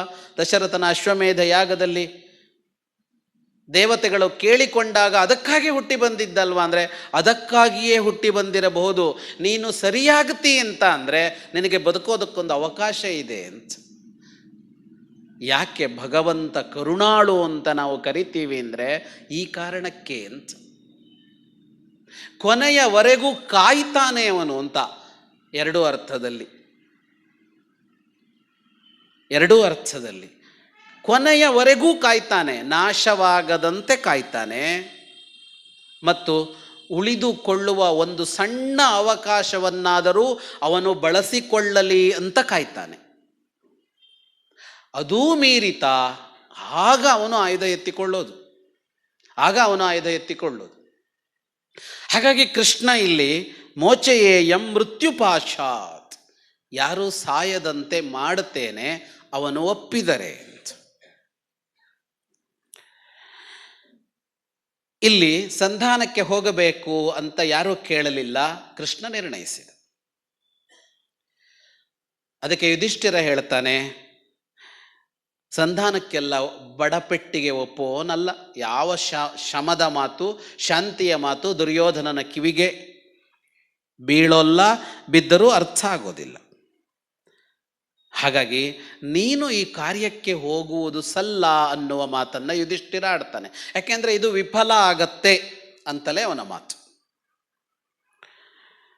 ಕೃಷ್ಣ ಅದಕ್ಕೆ ಹೇಳ್ತಾನೆ, ವಿಫಲ ಆಗತ್ತೆ, ಅವನ ಸ್ವಭಾವ ಸರಿ ಇಲ್ಲ ಅನ್ನೋದು ನನಗೆ ಗೊತ್ತಿದೆ, ಆದರೆ ಹೋಗಲೇಬೇಕು. ಯಾಕೆ ಹೋಗಬೇಕು? ಕೃಷ್ಣಾನುಸಂಧಾನ ಅಂತ ಬಂತಲ್ಲ, ಹೇಗೆ ನಡೆದುಕೊಳ್ಳಬೇಕು ಅಂತ ತೋರಿಸ್ತಾನೆ ಅವನದ್ರಲ್ಲಿ. ಯಾಕೆ ಹೋಗಬೇಕು? ಹಾಗಿದ್ರೆ ಸಂಧಾನ ಆಗಬೇಕು ಅಂತ ಆಕಾಂಕ್ಷೆ ಇದೆ ಕೃಷ್ಣನಿಗೆ, ಆದರೆ 100ಕ್ಕೆ 100ರಷ್ಟು ಸಂಧಾನ ಮುರಿಯತ್ತೆ ಅನ್ನೋದು ಕೃಷ್ಣನಿಗೆ ಗೊತ್ತಿದೆ. ಅದು ಭಗವಂತನಾಗಿ ಗೊತ್ತಿರೋದಲ್ಲ, ಅವನಲ್ಲಿ ಸಹಜ ಮನುಷ್ಯನಾಗಿಯೇ ವ್ಯವಹರಿಸ್ತಾ ಇರೋದು.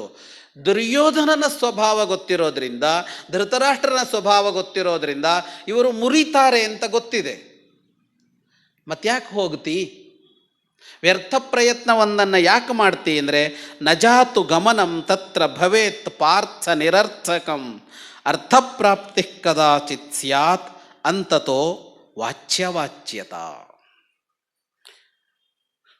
ನಾನು ಸಂಧಾನಕ್ಕೆ ಹೋದರೆ ಅದು ನಿರರ್ಥಕ ಅಲ್ಲ, ಅದು ವೈಫಲ್ಯ ಅಲ್ಲ, ಅದು ಯಶಸ್ಸೇ ಸಂಧಾನ. ಅವನು ಒಪ್ಪಿದರೂ ಯಶಸ್ಸು, ಅವನು ಒಪ್ಪದಿದ್ದರೂ ಯಶಸ್ಸು. ಕೃಷ್ಣನ ವ್ಯಕ್ತಿತ್ವವನ್ನು ಅರ್ಥ ಮಾಡ್ಕೊಳ್ಬೇಕಾದದ್ದಿಲ್ಲಿ. ಕೃಷ್ಣಾನುಸಂಧಾನ ಯಾವುದು ಅಂದರೆ, ಸಂಧಾನ ನಡಿಬೇಕು, ಒಪ್ಪಿದರೆ ಯುದ್ಧ ನಿಲ್ಲತ್ತೆ, ಒಪ್ಪದೇ ಇದ್ದರೆ ಏನಾಗತ್ತೆ ಅಂತ ಅಂದರೆ, ಕೆಟ್ಟ ಮಾತನ್ನು ಕೇಳಬೇಕಾಗಿ ಬರುವುದಿಲ್ಲ. ನಾಳೆ ಎಲ್ಲರನ್ನ ಕೊಲ್ತೀವಿ ನಾವು. ಜನ ಏನು ಹೇಳ್ತಾರೆ? ಒಂದು ಅವಕಾಶ ಕೊಡ್ಬೋದಿತ್ತಲ್ವಾ, ಒಂದು ಮಾತು ಹೇಳ್ಬೋದಿತ್ತಲ್ವಾ, ಏಕಾಏಕಿ ಹೀಗೆ ಮಾಡಿದ್ದು ಸರಿಯಾ ಅನ್ನುವ ಪ್ರಶ್ನೆ ಬರುತ್ತೆ. ಆದರೆ ಅದಕ್ಕೆ ಉತ್ತರ ಏನಿರುತ್ತೆ? ಹೋಗಿ ಹೇಳಿದ್ರಲ್ವಾ, ಅವರು ಒಪ್ಪಲಿಲ್ಲ ಅಲ್ವಾ, ಒಪ್ಪದೇ ಇದ್ದಾಗ ಅಲ್ವಾ ನಡೆದಿದ್ದು. ಈ ಮಾತನ್ನಾಡೋದು ಕೃಷ್ಣ. ಅಂದರೆ ಅಕೀರ್ತಿ ಅಂತ ಇದೆಯಲ್ಲ, ಕೆಟ್ಟ ಹೆಸರು ತೆಗೆದುಕೊಳ್ಳೋದು ಅಂತ ಇದೆಯಲ್ಲ, ಅದನ್ನು ಯಾರೂ ಮಾಡಬಾರದು, ಹೆಸರು ಕೆಡಿಸಿಕೊಳ್ಳಬಾರದು. ಆದರೆ ಹೆಸರು ಕೆಡುತ್ತೆ, ಹೆಸರು ಕೆಡುತ್ತೆ. ಯಾಕೆ ಅಂದರೆ, ಒಂದು ಹೆಸರು ಕೆಡಿಸೋದಕ್ಕೆ ಅಂತಲೇ ಜನ ಇರ್ತಾರೆ. ಎರಡನೆಯದ್ದು, ನಾವು ಮಾಡಿದ ಕಾರ್ಯ ಭೀಕರ ಪರಿಣಾಮವನ್ನು ಉಂಟು ಮಾಡ್ತಾ ನಮ್ಮನ್ನು ಬೈಯೋರು ಇರ್ತಾರೆ, ಇವನು ಮಾಡಿದ್ದು ಸರಿಯಾಗಿಲ್ಲ ಅಂತ. ಅಂಥ ಹೊತ್ತಿನಲ್ಲಿ, ಕಾರ್ಯ ನಡೆಸೋದು ಅನಿವಾರ್ಯ ಅಂತಾದ ಹೊತ್ತಿನಲ್ಲೂ ಹೆಸರು ಕೆಡಿಸಿಕೊಳ್ಳದೆ ಕಾರ್ಯ ಮಾಡಬೇಕು. ನೀವು ಕೃಷ್ಣನನ್ನು ತಂತ್ರಗಾರ ಅಂತ ಕರೆಯೋದಾದರೆ ಇಂಥದ್ದನ್ನು ನೋಡಬೇಕು ಅಂತ, ಕುತಂತ್ರ ಅಲ್ಲ ಅದು. ಬದುಕು ಹೇಗಿರಬೇಕು ಅಂತ ಅಂದರೆ, ಸರಿಯಾದ ದಾರಿಯಲ್ಲೇ ಬದುಕು ನಡೆಸೋಣ, ಆದರೆ ಸನ್ನಿವೇಶಗಳು ನಮ್ಮನ್ನು ಹಾಗೆಯೇ ಕರೆದುಕೊಂಡು ಹೋಗ್ತವೆ ಅಂತ ಇಲ್ಲ. ನಾವು ಕೈಯಲ್ಲಿ ಕತ್ತಿ ಹಿಡಿದು ರಕ್ತಸಿಕ್ತವಾಗುವಂತೆ ಭೂಮಿ ಮಾಡಬೇಕಾಗಿ ಬರಬಹುದು, ಆದರೆ ಆಗ ತಪ್ಪು ನಮ್ಮದಾಗಿರಬಾರದು ಅಂತ. ಇದು ವಿವೇಕ, ಇದು ವಿವೇಕ. ತಂತ್ರಗಾರಿಕೆ ಹೂಡಿ ಹೆಸರು ಉಳಿಸ್ಕೊಳ್ಳೋದಲ್ಲ ಇಲ್ಲಿ. ಅಂದರೆ ಕೊಲ್ಲಬೇಕು, ಆದರೆ ಕೆಟ್ಟ ಹೆಸರು ಇನ್ನೊಬ್ಬರಿಗೆ ಬರಬೇಕು ಅಂತ ಅಲ್ಲ ಇಲ್ಲಿರೋದು, ನೇರ ವಿಧಾನ ಇದು ಅಂತ. ಹಾಗಾಗಿ ಅವನು ಹೇಳ್ದ, ಅರ್ಥಪ್ರಾಪ್ತಿ ಕದಾಚಿತ್ ಸ್ಯಾತ್ ಅಂತತೋ ವಾಚ್ಯವಾಚ್ಯತ. ಕೊನೆಯಲ್ಲಿ, ಕೊನೆಯ ಪಕ್ಷ ಅವರ ಪ್ರಯತ್ನವನ್ನು ಅವರು ಮಾಡಿದ್ದರು ಅಂತ ಆಗತ್ತೆ ಅಂತ. ಯುಧಿಷ್ಠಿರ ಹೇಳ್ದ, ಯತ್ತುಭ್ಯಂ ರೋಚತೆ ಕೃಷ್ಣ ಸ್ವಸ್ತಿ ಪ್ರಾಪ್ನಿ ಕೌರವ. ನಿನಗೆ ಯಾವುದು ಸರಿ ಅಂತ ಅನ್ನಿಸುತ್ತೋ ಅದನ್ನು ಮಾಡು ಅಂತ ಅವನು ಹೇಳ್ದ. ಆದರೆ ಕೃಷ್ಣ ಕೂಡಲೇ ಹೊರಡಲಿಲ್ಲ. ಅಲ್ಲಿರುವವರಿಗೊಂದು ಅಭಿಪ್ರಾಯ ಹೇಳೋದಕ್ಕೆ ಒಂದು ಅವಕಾಶ ಕಲ್ಪಿಸ್ತಾನೆ. ಉಳಿದವರು ಏನು ಹೇಳ್ತಾರೆ ಅಂತ ಕೇಳಬೇಕು ಅಂತ. ಕೃಷ್ಣಾನುಸಂಧಾನ ಅಂದರೆ ಇದು ಎರಡನೆಯದ್ದು. ನೀವು ಗುಂಪು ಅಂತ ಇದ್ದಾಗ ಎಲ್ಲರ ಅಭಿಪ್ರಾಯಕ್ಕೆ ಕಿವಿಗೊಡಬೇಕು ಅಂತ. ಎಲ್ಲರ ಅಭಿಪ್ರಾಯವನ್ನು ಕೇಳಿಕೊಳ್ಳಬೇಕು, ಎಲ್ಲರ ಅಭಿಪ್ರಾಯವನ್ನು ಸ್ವೀಕರಿಸಿಯೇ ನಿರ್ಣಯಿಸಬೇಕಾಗತ್ತೆ. ಈಗ ಮುಂದಿನ ಅಭಿಪ್ರಾಯ ಹೇಳಬೇಕಾದದ್ದು ಯಾರು ಅಂದರೆ ಭೀಮ. ಯಾಕೆ? ಪ್ರತಿಜ್ಞೆ ಮಾಡಿದ್ದಾನೆ, 100 ಜನರನ್ನು ಕೊಲ್ತೀನಿ ಅಂತ ಹೇಳಿದ್ದಾನೆ. ಅದು ವಿಚಿತ್ರವಾದ ಪ್ರತಿಜ್ಞೆಗಳನ್ನೆಲ್ಲ ಮಾಡಿದ್ದಾನೆ. ಅವನ ಅಭಿಪ್ರಾಯ ಏನು ಅಂತ ಬೇಕಲ್ಲ. ಆದರೆ ಎಂಥ ಆಶ್ಚರ್ಯ ಆಗತ್ತೆ ಅಂತ ಅಂದರೆ, ಭೀಮ ಮಾತಾಡೋಕೆ ಆರಂಭ ಮಾಡ್ತಾನೆ. ದುರ್ಯೋಧನನ ಸ್ವರೂಪ ಏನು, ಸ್ವಭಾವ ಏನು ಅಂತ ಹೇಳ್ತಾನೆ. ಅದೀರ್ಘದರ್ಶಿ, ನಿಷ್ಠೂರಿ, ಕ್ಷೇಪ್ತ, ಕ್ರೂರ ಪರಾಕ್ರಮ, ದೀರ್ಘಮನ್ಯುರನೇಯಶ್ಚ ಪಾಪಾತ್ಮ ನಿಕೃತಿಪ್ರಯ. ದೀರ್ಘದರ್ಶಿತ್ವ ಇಲ್ಲ ಅವನಿಗೆ. ನಾಳೆ ಏನಾಗುತ್ತೆ ಅಂತ ಯೋಚನೆ ಮಾಡೋಲ್ಲ. ಇವತ್ತು ಕಾರ್ಯ ಮಾಡುವಾಗ ನಿಷ್ಠುರವಾಗಿ ವರ್ತಿಸ್ತಾನೆ. ಅತ್ಯಂತ ಕ್ರೂರಿ, ಸಾಮರ್ಥ್ಯ ಇದೆ ಆದರೆ ಕ್ರೂರಿ. ದೀರ್ಘಮನ್ಯು, ಸಿಟ್ಟನ್ನು ಅಲ್ಲಿಗೆ ಮುಕ್ತಾಯ ಮಾಡ್ಕೊಳ್ಳಲ್ಲ, ದ್ವೇಷವನ್ನು ಮುಕ್ತಾಯ ಮಾಡ್ಕೊಳ್ಳಲ್ಲ, ಬೆಳೆಸ್ತಲೇ ಹೋಗುತ್ತಾನೆ. ಪಾಪಿ ಮತ್ತು ವಂಚನೆ ಅವನ ಸ್ವಭಾವ. ಹಾಗಾಗಿ ದುರ್ಯೋಧನ ಇದು ಯಾವುದನ್ನೂ ಒಪ್ಪೋಲ್ಲ. ಆದರೆ ಕೃಷ್ಣ, ಯುದ್ಧ ಬೇಡ. ಭೀಮ ಹೇಳುವ ಮಾತು. ಪ್ರತಿಜ್ಞೆ ಮಾಡಿದ್ದಾನೆ, ಪ್ರತಿಜ್ಞೆ ಭಂಗ ಆಗತ್ತೆ. ಅವನು ಹೇಳ್ತಾನೆ, ಹಿಂಸೆ ಬೇಡ, ನಮ್ಮವರನ್ನೇ ನಾವು ಕೊಲ್ಲುವ ಕಾರ್ಯ ಬೇಡ ಅಂತ ಭೀಮ ಹೇಳ್ತಾನೆ. ಕೃಷ್ಣ ನಗ್ಗನಂತೆ. ಏತಚ್ಛ್ರುತ್ವ ಮಹಾಬಾಹು ಕೇಶವ ಪ್ರಹಸನ್ನಿವ ಅಭೂತಪೂರ್ವಂ ಭೀಮಸ್ಯ ಮರ್ದವೋಪಗತಂ ವಚಃ. ಮೆತ್ತಗಿನ ಮಾತು ಭೀಮನದ್ದು, ಮಾರ್ದವ ಇತ್ತು ಅವನ ಮಾತಿನಲ್ಲಿ. ಮತ್ತು ಅಭೂತಪೂರ್ವಂ, ಹಿಂದೆ ಎಂದೂ ಭೀಮ ಹೀಗೆ ಮಾತನಾಡಿದ್ದಿಲ್ಲ. ಕೃಷ್ಣ ನಕ್ಕು ಕೇಳ್ತಾನೆ, ಏನಾಯಿತು ನಿನಗೆ? ಹೀಗಿರ್ಲಿಲ್ವಲ್ಲ ನೀನು? ಹೀಗೆಲ್ಲ ಮಾಡಿದಾರಲ್ಲ ಅವರು, ಯಾಕೆ ಈ ಮಾತು ಆಡ್ತಿ ಅಂತ ಕುಟುಕುತ್ತಾನೆ ಭೀಮನನ್ನು. ಅಂದರೆ ಯುದ್ಧ ನಿನಗೆ ಭಯ ತರಿಸಿದೆಯಾ ಅನ್ನುವ ಅರ್ಥ ಹೊಳೆಯುವಂತೆ ಕೃಷ್ಣ ಮಾತಾಡುತ್ತಾನೆ. ಬಹಳ ಸಿಟ್ಟಾಗುತ್ತಾನೆ. ಭೃಕುಟಿಂಚ ಪುನಃ ಕುರುವನ್ನೋಷ್ಠೌಚ ವಿಲಿಹನ್ನಿವ ಅಂತ ಹುಬ್ಬು ಗಂಟಿಕ್ಕಿ ಸಿಟ್ಟಿನಿಂದ ಭೀಮ ಮಾತಾಡುತ್ತಾನೆ. ದ್ವೇಷ ಹೋಗಿಲ್ಲ, ಸಿಟ್ಟು ಹೋಗಿದೆ ಅಂತ ಅಲ್ಲ, ಅವರು ಮಾಡಿದ ತಪ್ಪು ಕಾರ್ಯಗಳು ನೆನಪಿಲ್ಲ ಅಂತ ಅಲ್ಲ, ಆದರೆ ಸಂಹಾರ ಉಚಿತವಲ್ಲ ಅಂತ ಹೇಳ್ತಾನೆ ಭೀಮ. ಅದಾದ ಮೇಲೆ ಇನ್ಯಾರು ಮಾತನಾಡಬೇಕು? ಅರ್ಜುನ ಮಾತನಾಡಬೇಕು. ಅರ್ಜುನ ಯುದ್ಧ ಬೇಡ ಅಂತ ಹೇಳ್ತಾನೆ. ಯುದ್ಧ ಬೇಡ ಅಂತ ಹೇಳ್ತಾನೆ. ಅವನಿರೋದೇ ಹಾಗೆ. ಆ ಕಾಲಘಟ್ಟದ ಅತ್ಯಂತ ದೊಡ್ಡ ವೀರ. ಆದರೆ ಯುದ್ಧಕ್ಕೆ ಅತ್ಯಂತ ವಿಮುಖನಾದವ ಒಬ್ಬ ಅಂತ ಇದ್ದರೆ ಅದು ಅರ್ಜುನ. ಅದಾದ ಮೇಲೆ ನಕುಲನ ಮಾತು ಬರುತ್ತೆ. 3 ಜನ ಹೇಳಿದ್ದೇ ನನ್ನ ಮತ. ಆಗ ಸಹದೇವ ಮಾತಾಡುತ್ತಾನೆ. ಸಹದೇವ ಅದಕ್ಕೆ ವಿರುದ್ಧವಾಗಿ ಮಾತನಾಡುತ್ತಾನೆ. ನೀವು ಯಾರು ಬನ್ನಿ, ಬರದೇ ಇರಿ, ನಾನಂತೂ ಯುದ್ಧ ಮಾಡ್ತೀನಿ.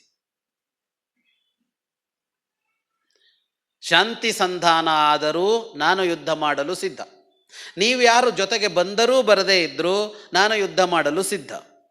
ರಾಜ್ಯ ಕೊಡ್ತಾರೋ, 5 ಗ್ರಾಮ ಕೊಡ್ತಾರೋ, ಅರ್ಧ ರಾಜ್ಯ ಕೊಡ್ತಾರೋ, ಕೊಡಲ್ವೋ, ನನಗೆ ರಾಜ್ಯ ಬೇಕಿಲ್ಲ. ದ್ರೌಪದಿಗಾದ ಅವಮಾನಕ್ಕೆ ಪ್ರತೀಕಾರ ತೀರಿಸೋದಕ್ಕೆ ನಾನು ಅಭಿಮನ್ಯು ಮತ್ತು ದ್ರೌಪದಿಯ 5 ಜನ ಮಕ್ಕಳನ್ನು ಕಟ್ಟಿಕೊಂಡು ಯುದ್ಧ ಮಾಡುವವನೇ ಅಂತ ಹೇಳುವವನು ಸಹದೇವ. ಈಗ ನೋಡಿ, ಕೃಷ್ಣ ಯುಧಿಷ್ಠಿರನ ಮಾತು ಕೇಳಿದ ಮೇಲೆ ಉಳಿದವರ ಮಾತು ಕೇಳಬೇಕು ಅಂತೇನು ಇರಲಿಲ್ಲ. ಕೃಷ್ಣ ಹೊರಡಬಹುದಿತ್ತು. ಕೃಷ್ಣ ಆ ಕಾರ್ಯ ಮಾಡಲಿಲ್ಲ. 2 ಪಕ್ಷವನ್ನು ಎತ್ತಿಟ್ಟ.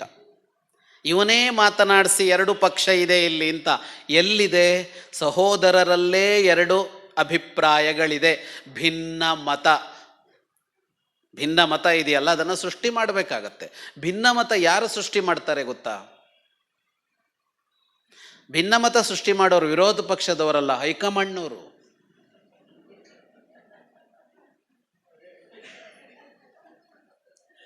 ಭಿನ್ನಮತ ಸೃಷ್ಟಿ ಮಾಡೋದೇ ಹೈಕಮಾಂಡ್ನವರು. ನೋಡಿ, ಇವರು ಯಾವುದೇ ಹೈಕಮಾಂಡ್ ಇರಲಿ, ಆ ಪಕ್ಷ ಈ ಪಕ್ಷ ಅಂತಲ್ಲ, ಅವರು 2 ಪವರ್ ಸೆಂಟರ್ ಸೃಷ್ಟಿ ಮಾಡ್ತಾರೆ. ನೋಡಿ ನೀವು, ಪಕ್ಕ 2 ಪವರ್ ಸೆಂಟರ್ ಸೃಷ್ಟಿ ಮಾಡ್ತಾರೆ. ಅವ್ರಿಗೆ ಗೊತ್ತಿದೆ ನಾಳೆ ಬೆಳಗಾದರೆ ಇವರಿಬ್ಬರು ಹೊಡೆದಾಡ್ಕೋತಾರೆ ಅಂತ. ಇವರು ಹೊಡೆದಾಡ್ಕೊಳ್ಳೇಬೇಕು, ಇಲ್ಲದ್ರೆ ಹೈಕಮಾಂಡ್ ಲೂಸ್ ಆಗ್ಬಿಡತ್ತೆ. ಅವರದ್ದು ನಡೆಯೋಲ್ಲ, ಅವರದ್ದು ಬರಬೇಕಲ್ಲ, ಹಂಗಲ್ಲಪ್ಪ ಹಿಂಗೆ ಅಂತ ಹೇಳೋಕೆ ಬಿಡೋಲ್ಲ. ಇಲ್ಲಿ ಯಾರೋ ಒಬ್ಬ ಪಾಳೆಗಾರ ಸಿದ್ಧನಾಗಿ ಬಿಡ್ತಾನೆ, ಅವನೇ ಆಳ್ತಾ ಹೋಗ್ತಾನೆ, ಅವರದ್ದೇನೂ ನಡೆಯೋಲ್ಲ. ತಮಾಷೆಯಾಗಿ ಹೇಳೋದಾದರೆ ಕೃಷ್ಣ ಅನ್ನುವ ಹೈಕಮಾಂಡು ಇಲ್ಲಿ ತೋರಿಸಿದ ಭಿನ್ನಮತ ಇದೆ ನಿಮ್ಮಲ್ಲಿ ಅಂತ. ಸಹದೇವ ಹೇಳಿದ ಮೇಲೆ ಬರೀ ಅಷ್ಟೇ ಹೇಳಲ್ಲ ಅವನು, ಯಥಾತು ಯುದ್ಧಮೇವ ಸ್ಯಾತ್ ತಥಾ ಕಾರ್ಯಮರಿಂದಮ. ನೀನು ಹೋಗು ಸಂಧಾನಕ್ಕೆ, ಆದರೆ ನಿನ್ನ ಸಂಧಾನ ಹೆಂಗಿರಬೇಕು ಅಂದರೆ ಯುದ್ಧವೇ ಆಗಬೇಕು, ಹಾಗೇ ಇರಬೇಕು ನಿನ್ನ ಸಂಧಾನ ಅಂತ ಹೇಳ್ತಾನೆ. ಅದು ಹೆಂಗೆ ಸಂಧಾನ ಅಂತ ಗೊತ್ತಿಲ್ಲ, ಅದು ಯುದ್ಧ ನಿಶ್ಚಯ ಮಾಡಿ ಬಾ ಅಂತ.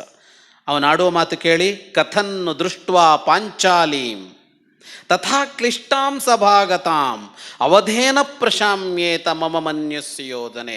ತುಂಬಿದ ಸಭೆಯಲ್ಲಿ ದ್ರೌಪದಿಗೆ ಹಾಗೆ ಮಾಡಿದನಲ್ಲ, ಅವನು ಸತ್ತ ಮೇಲೆ ನನ್ನ ಮನಸ್ಸು ಶಾಂತ ಆಗೋದು.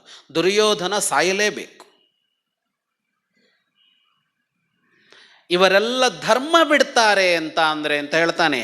ಯದಿ ಭೀಮಾರ್ಜುನೋ ಕೃಷ್ಣ ಧರ್ಮರಾಜಶ್ಚ ಧಾರ್ಮಿಕ ಧರ್ಮ ಮುತ್ಸೃಜ್ಯತೇನಾಹಂ ಯೋದ್ಧುಮಿಚ್ಛಾಮಿ ಸಂಯುಗೆ. ಇವರೆಲ್ಲ ಧರ್ಮ ಅನ್ನುವ ಕಾರಣಕ್ಕಾಗಿ ಯುದ್ಧ ಬೇಡ ಅಂತ ಹೇಳಿದರೆ, ಮನೆಯವರೇ ಒಡೆದಾಡಬಾರದು, ಹಿಂಸೆ ಅನ್ನೋದು ಅಧರ್ಮ ಅಂತ ಇವರು ಹೇಳ್ತಾರೆ ಅಂದರೆ, ನಾನು ಧರ್ಮ ಬಿಡಲು ಸಿದ್ಧ, ಧರ್ಮ ಮುತ್ಸೃಜ್ಯ, ಧರ್ಮ ಬಿಡಲು ಸಿದ್ಧ.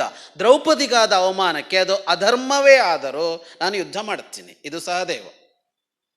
ಗೊತ್ತಿರುವ ಕಥೆಯಲ್ಲಿ ಗೊತ್ತಿಲ್ಲದ್ದು ಯಾವುದು ಅಂದರೆ, ನಮಗೆ ಸಹದೇವ ಅಂತ ಒಬ್ಬ ಹಿಂಗಿದ್ದಾನೆ ಅಂತಲೇ ಗೊತ್ತಿಲ್ಲ. ಈ ಮಾತು ಬರ್ತಾ ಇದ್ದಾಗೆ ಸಿಡಿದು ಮಾತನಾಡುವವ ಸಾತ್ಯಕಿ. ಮಹಾಭಾರತದಲ್ಲಿ ಬರುವ ಅದ್ಭುತವಾದ ಒಂದು ವ್ಯಕ್ತಿತ್ವ ಅದು. ಅವನು ಬಹಳ ನಿರ್ಲಕ್ಷ್ಯಕ್ಕೊಳಗೋಗಿದ್ದಾನೆ, ಅವನ ಬಗ್ಗೆ ನಮಗೆ ಗೊತ್ತೇ ಇಲ್ಲ. ಸಾತ್ಯಕಿ ಬಹಳ ದೊಡ್ಡ ವೀರ, ಅರ್ಜುನನ ಶಿಷ್ಯ. ಯಾರಲ್ಲೆಲ್ಲ ಕಲ್ತಿದ್ದಾನೆ ಅಂದರೆ ಭೀಷ್ಮ, ದ್ರೋಣ, ಕೃಪ, ಅರ್ಜುನ ಎಲ್ಲರ ಶಿಷ್ಯ ಅವನು. ಕೃಷ್ಣ ಎಲ್ಲರಲ್ಲಿ ಕಲಿತವನು ಅವನು. ಅವನು ಹೇಳ್ತಾನೆ ಯುದ್ಧವೇ, ನಾವು ಯುದ್ಧ ಮಾಡಲು ಸಿದ್ಧರು. ಅವನ ಮಾತಿಗೆ ಇಡೀ ಸಭೆ ಪ್ರತಿಕ್ರಿಯಿಸತ್ತೆ, ಜಯಘೋಷ ಬರುತ್ತೆ. ಅಂದರೆ 3 ಜನರನ್ನು ಬಿಟ್ಟು ಮತ್ತೆ ಇಡೀ ಆ 7 ಅಕ್ಷೌಹಿಣಿ ಸೈನ್ಯ ಇದೆಯಲ್ಲ, ಅವರು ಯುದ್ಧಕ್ಕೆ ಸನ್ನದ್ಧರಾಗಿದ್ದಾರೆ. ಕೃಷ್ಣ ಟೆಸ್ಟ್ ಮಾಡದ ಏನು ಹೇಳುತ್ತೆ ಅಂತ. ಇಷ್ಟೆಲ್ಲ ಆಗುವಾಗ ದ್ರೌಪದಿಯಲ್ಲಿ ಇದ್ದಳು.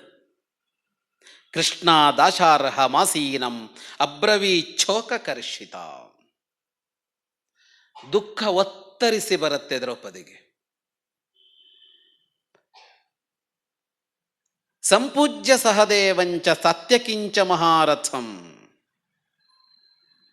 ದ್ರೌಪದಿ ಸಹದೇವ ಮತ್ತು ಸಾತ್ಯಕಿಯರ ಮಾತನ್ನು ಗೌರವಿಸಿ ಮಾತನಾಡ್ತಾಳೆ.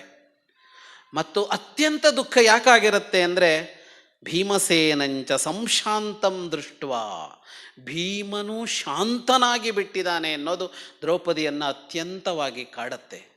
ಒಂದು ದಿನ ಪ್ರತೀಕಾರ ಅಂತ ಸಾಧಿಸೋದಿದ್ರೆ ಅದು ಭೀಮ ಅಂತ ಗೊತ್ತಿತ್ತು ಅವಳಿಗೆ. ಯಾಕೆಂದರೆ ಯುಧಿಷ್ಠಿರ, ಅರ್ಜುನ ಇಬ್ಬರು ಯುದ್ಧಕ್ಕೆ ಸನ್ನದ್ಧರಾಗೋಲ್ಲ ಅಂತ ಗೊತ್ತಿತ್ತು. ಅರ್ಜುನನಿಗೆ ಎಲ್ಲ ಸಾಮರ್ಥ್ಯ ಇದ್ದರೂ ಪ್ರತೀಕಾರ ಮಾಡೋಲ್ಲ ಅಂತ ಗೊತ್ತಿತ್ತು. ಧರ್ಮ ಅನ್ನುವ ಕಾರಣಕ್ಕೆ ಅವರು ಹೆಜ್ಜೆ ಹಿಂದಿಡ್ತಾರೆ ಅಂತ. ಹಾಗಾಗಿ ಯಾರಾದರೂ ಒಬ್ಬ ಇದ್ದರೆ ಭೀಮ ಅಂತ ಭರವಸೆ ಭೀಮನ ಮೇಲೆ ಅವಳಿಗೆ. ಈಗ ನೋಡಿದರೆ ಪರಿಸ್ಥಿತಿ ಹೇಗಿದೆ, ಭೀಮನೇ ಯುದ್ಧ ಬೇಡ ಅಂತ ಹೇಳ್ತಾನೆ, ಇನ್ನೇನು ಉಳಿದಿದೆ ಅವಳಿಗೆ ಅಂತ. ಅವಳು ಮಾತನಾಡ್ತಾಳೆ, ಕಣ್ಣೀರು ದುಂಬಿ ಅಶ್ರುಪೂರ್ಣೇನ, ಕಣ್ಣೀರು ತುಂಬಿ ಮಾತನಾಡುತ್ತಾಳೆ. ವಿದಿತಂತೆ ಮಹಾಬಾಹೋ ಧರ್ಮಜ್ಞ ಮಧುಸೂದನ ಯಥಾ ನಿಕೃತಿ ಮಾಸ್ಥಾಯ ಭ್ರಂಶಿತ ಪಾಂಡವ ಸುಖಾತ್. ದ್ರೌಪದಿ ಎಷ್ಟು ಸುಂದರವಾಗಿ ಮಾತಾಡ್ತಾಳೆ ಅಂತ ಅಂದರೆ, ಕೇಳಿದ್ರು ಅವರು 3 ದಿವಸದಲ್ಲಿ ಆಗತ್ತಾ ಕೃಷ್ಣ ಸಂಧಾನ ಅಂತ. 3 ದಿವಸದಲ್ಲೆಲ್ಲ ಆಗಲ್ಲ, ಆದರೆ 3 ದಿವಸದಲ್ಲಿ ಮಾಡೋಣ. ಎಷ್ಟು ಚೆನ್ನಾಗಿ ಮಾತನಾಡ್ತಾಳೆ ಅಂದರೆ, ಚೆನ್ನಾಗಿದ್ರೆ ಚೆನ್ನಾಗಿ ಮಾತನಾಡಬೇಕು ಅಂತ ಮಾತನಾಡಿದ್ದಲ್ಲ. ಒಂದು ಮಾತು ನನಗೆ ಅವಮಾನ ಆಗಿದೆ, ಹಾಗಾಗಿ ಯುದ್ಧ ಬೇಕು ಅಂತ ಹೇಳೋಲ್ಲ ದ್ರೌಪದಿ. ಪ್ರತೀಕಾರ ಆಗಬೇಕು ಕೃಷ್ಣ ಅಂತ ಹೇಳೋಲ್ಲ, ಅವಳ ಮನಸ್ಸಿನಲ್ಲೂ ಅದಿಲ್ಲ. ಅವಳು ಹೇಳ್ತಾಳೆ, ಇವರನ್ನು ಕಾಡಿದ್ದೆಷ್ಟು ಇಡೀ ಬದುಕಿನಲ್ಲಿ ಅಂತ. ಇಡೀ ಬದುಕಿನಲ್ಲಿ ಇಷ್ಟು ಕಾಡಿದಾನೆ ಅವನು ಇವರನ್ನು, ಇನ್ನೂ ಸಹಿಸುವುದು ಅಸಾಧ್ಯ. ಇನ್ನೂ ಎಷ್ಟು ಕಾಲ ಸಹಿಸಬೇಕು? ಹಾಗಾಗಿ ಇದು ಮುಕ್ತಾಯ ಆಗಬೇಕು ಅಂತ ದ್ರೌಪದಿ ಇಂಥ ಹೊರಗಡೆಯಲ್ಲಿ ಎಷ್ಟೆಲ್ಲ ತಪ್ಪು ವ್ಯಾಖ್ಯಾನಗಳನ್ನು ಮಾಡ್ಕೊಂಡು ಹೋಗಿದ್ದಾರೆ ಅಂದರೆ ದೊಡ್ಡವರವರು ಅವ್ರ ಪಾದಕ್ಕೆ ನಮಸ್ಕಾರ ಮಾಡಬೇಕು. ಮಹಾಭಾರತವನ್ನೇ ಓದಿಲ್ಲ ಮೂಲವನ್ನು. ಕುರುಕ್ಷೇತ್ರ ಯುದ್ಧಕ್ಕೆ ದ್ರೌಪದಿ ಕಾರಣ. ತುಂಬಿದ ಸಭೆಯಲ್ಲಿ ಬಟ್ಟೆ ಬಿಚ್ಚಿ ನಗ್ನವಾಗಿಸೋದಕ್ಕೆ ಹೊರಟಿದ್ದಾರೆ. ಒಂದೊಮ್ಮೆ ದ್ರೌಪದಿ ಯುದ್ಧಕ್ಕೆ ಕಾರಣ ಆದರೆ ಏನು ತಪ್ಪು? ಏನು ತಪ್ಪು? ದ್ರೌಪದಿ ಕಾರಣ ಅಲ್ಲ ಅವಳು. ವಾಸ್ತವವಾಗಿ ಅಂದರೆ ಅವಳ ನೆಲೆಯಲ್ಲಿ ಕಾರಣ ಅಲ್ಲ. ತನಗೆ ಅವಮಾನ ಆಗಿದೆ ಎನ್ನುವ ಕಾರಣಕ್ಕಾಗಿ ಯುದ್ಧ ಬೇಕು ಅಂತ ಮಾತಾಡೋಲ್ಲ ಅವಳು. ಕುಶಸ್ಥಲಂ ವೃಕಸ್ಥಲಂ ಆಸಂದಿ ವಾರಣಾವತಂ ಅವಸಾನಂ ಮಹಾಬಾಹೋ ಕಿಂಚಿದೇವತು ಪಂಚಮಂ. ಏನು ಕೇಳಿದ್ವಿ ಅವರಲ್ಲಿ ನಾವು? 5 ಗ್ರಾಮ. 5 ಗ್ರಾಮ ಅಂದರೆ 5 ಊರು. ಯೋಚನೆ ಮಾಡಿ, ಕರ್ನಾಟಕ ಇದೆ, ಕರ್ನಾಟಕದ ಅರ್ಧ ಭಾಗ ಇವ್ರದ್ದಾಗಿತ್ತು ಅಂತ ಅಂದ್ಕೊಳ್ಳೋಣ. 5 ಊರು ಕೇಳ್ತಾರೆ ಅಂದರೆ ಎಷ್ಟು ಚಿಕ್ಕದು ಕೇಳಿದ್ದಾರೆ ಅಂತ. 5 ಗ್ರಾಮ ಕೇಳಿದ್ದಾರೆ, 4ಕ್ಕೆ ಹೆಸರಿಸಿದ್ದಾರೆ. ಕುಶಸ್ಥಲ ವೃಕಸ್ಥಲ ಆಸಂದಿ ವಾರಣಾವತ 4. 5ನೇದ್ದು ಯಾವುದಾದ್ರೂ ಕೊಡಲಿ ಅವನು. ಇದನ್ನೂ ಒಪ್ಪುತ್ತಾ ಇಲ್ಲ ದುರ್ಯೋಧನ. ಇಂಥ ಮಾತಿಗೂ ಒಪ್ಪದ ದುರ್ಯೋಧನನ ಬಳಿಗೆ ಶಾಂತಿ ಸಂಧಾನದಿಂದ ಆಗೋದೇನು ಅಂತ. ಇಷ್ಟಾದ ಮೇಲೆ ಅವಳು ಆ ಮಾತನ್ನು ಆಡ್ತಾಳೆ. ಇಷ್ಟಾದ ಮೇಲೆ ಆ ಮಾತಾಡ್ತಾಳೆ. ಸುತಾದೃಪದ ರಾಜಸ್ಯ ವೇದಿ ಮಧ್ಯಾತ್ ಸಮುತ್ಥಿತ ಧೃಷ್ಟದ್ಯುಮ್ನಸ್ಯ ಭಗಿನಿ ತವ ಕೃಷ್ಣ ಪ್ರಿಯಾ ಸಖಿ. ದೃಪದ ರಾಜನ ಮಗಳು, ಅಗ್ನಿಯ ಮಧ್ಯದಿಂದ ಮೇಲೆದ್ದು ಬಂದವಳು ನಾನು. ಧೃಷ್ಟದ್ಯುಮ್ನಂತ ಮಹಾವೀರನ ಸಹೋದರಿ. ತವ ಕೃಷ್ಣ ಪ್ರಿಯಾ ಸಖಿ, ನಿನ್ನ ಪ್ರೀತಿಯ ಗೆಳತಿ. ಕುರುವಂಶದ ಸೊಸೆ, ಮಹಾತ್ಮ ಪಾಂಡುವಿನ ಸೊಸೆಯಾಗಿದ್ದವಳು. ಮಹಿಷಿ ಪಾಂಡುಪುತ್ರಾಣ, 5 ಇಂದ್ರರಂತಿರುವ ಪಾಂಡವರ ಪತ್ನಿ. 5 ಜನ ಮಕ್ಕಳ ತಾಯಿ. ಅಭಿಮನ್ಯುವನ್ನು ಸೇರಿಸಿ 6 ಜನ ವೀರ ಮಕ್ಕಳ ತಾಯಿ. ಇಂಥ ನನ್ನನ್ನು ಸಾಹಂ ಕೇಶಗ್ರಹಂ ಪ್ರಾಪ್ತ ಪರಿಕ್ಲಿಷ್ಟ ಸಭಾಂಗತ. ನನ್ನ ಕೂದಲನ್ನು ತೋರಿಸಿ ಹೇಳ್ತಾಳೆ. ಈ ಕೂದಲನ್ನು ಹಿಡಿದು ಸಭೆಗೆ ಎಳೆದು ತಂದರು. ಈ 5 ಜನ ನೋಡ್ತಾ ಇದ್ದಾಗ ಈ ಮಾತನ್ನ ಹೇಳಿದವಳು ಇದಕ್ಕಾಗಿ ಪ್ರತೀಕಾರ ಅಂತಲ್ಲ, ನೋಡಿ ಕುಳಿತುಕೊಳ್ಳುವಂತೆ ಆಯಿತು ಇವರಿಗೆ ಅವರ ಕಾರಣದಿಂದ ಅಂತ. ಯಾಕೆ? ಮೋಸದ ದ್ಯೂತ. ಇಷ್ಟು ಮಾಡಿರವರನ್ನ ಉಳಿಸಬೇಕಿದೆಯೇ ಅನ್ನುವ ಪ್ರಶ್ನೆಗೆ ಅವಳು ನಿಲ್ತಾಳೆ. ಈಗ ನಾನು ಹೇಳಿದ್ದದನ್ನೇ, ಅವತಾರ ಕಾರ್ಯ ಮಾಡಬೇಕಾ ಶಾಂತಿ ಮಾಡಬೇಕಾ ಅನ್ನುವ ಒಂದು ದ್ವಂದ್ವ ಕೃಷ್ಣನದ್ದು. ಸನ್ನಿವೇಶದ ದ್ವಂದ್ವ ಏನು? ಸಹದೇವ ಸಾತ್ಯಕಿ ಒಂದು ಕಡೆ, ಯುಧಿಷ್ಠಿರ ಭೀಮ ಅರ್ಜುನ ನಕುಲ ಒಂದು ಕಡೆ ಅಂತ ಆದಾಗ ಎಲ್ಲ ಇಡೀ 7 ಅಕ್ಷೌಹಿಣಿ ಸೈನ್ಯ ಈ ಕಡೆ ಇದ್ದರೂ ಕೂಡ ಆ 4 ಜನರ ಅಭಿಪ್ರಾಯವೇ ಮುಖ್ಯ ಆಗತ್ತೆ. ಯುಧಿಷ್ಠಿರ ಭೀಮ ಅರ್ಜುನ ಹೇಳ್ತಾ ಇದ್ದಾರೆ ಬೇಡ ಅಂತ. ಆದರೆ ಈಗ ಎಲ್ಲಿಗೆ ಬಂದು ನಿಂತು, ಯಾವಾಗ ದ್ರೌಪದಿ ಮಾತನಾಡಿದ್ಲೋ ಈಗ ಕೃಷ್ಣ ಯಾವ ನಿಶ್ಚಯ ಮಾಡಿ ಸಂಧಾನಕ್ಕೆ ಹೋಗಬೇಕು? ಕೃಷ್ಣ ಸಂಧಾನ ಮಾಡೋದಕ್ಕೆ ಹೋಗಬೇಕೋ ಸಂದೇಶವಾಹಕನಾಗಿ ಹೋಗಬೇಕು? ಕೃಷ್ಣ 5 ಗ್ರಾಮ ಕೊಡಿ ಅಂತ ಕೇಳೋದಕ್ಕೆ ಹೋಗಬೇಕೋ ಯುದ್ಧದ ದಿನಾಂಕ ನಿಗದಿಪಡಿಸೋದಕ್ಕೆ ಹೋಗಬೇಕಾ? ಇಲ್ಲಿದೆ ದ್ವಂದ್ವ. ಕೃಷ್ಣನ ಜಾಗದಲ್ಲಿ ನಿಂತು ಯೋಚನೆ ಮಾಡಿ, ಅವನೀಗ ಯಾರಿಗೆ ಉತ್ತರ ಕೊಡಬೇಕು? ಯುಧಿಷ್ಠಿರ ಹೇಳ್ತಾ ಇದ್ದಾನೆ ಶಾಂತಿ, ದ್ರೌಪದಿ ಹೇಳ್ತಾ ಇದ್ದಾಳೆ ನನಗಾದ ಅವಮಾನ, ಇವರಿಷ್ಟೂ ಜನರಿಗಾದ ಅಂದರೆ ಇವರು ಮೌನವಾಗಿ ಕುಳಿತುಕೊಳ್ಳಬೇಕಾದ ಪರಿಸ್ಥಿತಿ, ಬದುಕಿಡೀ ಅವರು ಕಾಡಿದ ಪರಿ. ಈಗ ಅವನು ದ್ರೌಪದಿಯ ಮಾತನ್ನು ನಡೆಸ್ತೇನೆ ಅಂತ ಹೇಳಬೇಕೋ ಯುಧಿಷ್ಠಿರನ ಮಾತನ್ನು ನಡೆಸ್ತೇನೆ ಅಂತ ಹೇಳಬೇಕೋ? ಈ ಸಭೆಯಲ್ಲಿ ಕೃಷ್ಣ ಸಂಧಾನ ಆ ಸಭೆಯಲ್ಲಿ ಮುಖ್ಯ ಅಲ್ಲ, ಇಲ್ಲಿ ಮುಖ್ಯ. ಈಗ ಕೃಷ್ಣ ಏನು ಹೇಳ್ತಾನೆ ಅನ್ನೋದು ಮುಖ್ಯ.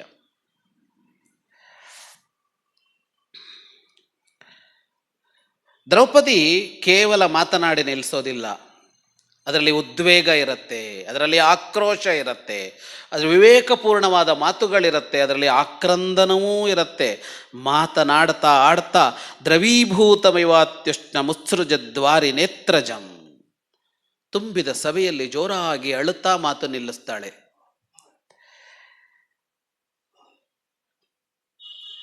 ಕೃಷ್ಣ ಅವಳಿಗೆ ಹೇಳ್ತಾನೆ, ಹತಾಮಿತ್ರ ಹತಬಲ ಯೇಷಾಂ ಕ್ರುದ್ಧಾಸಿ ಭಾಮಿನಿ.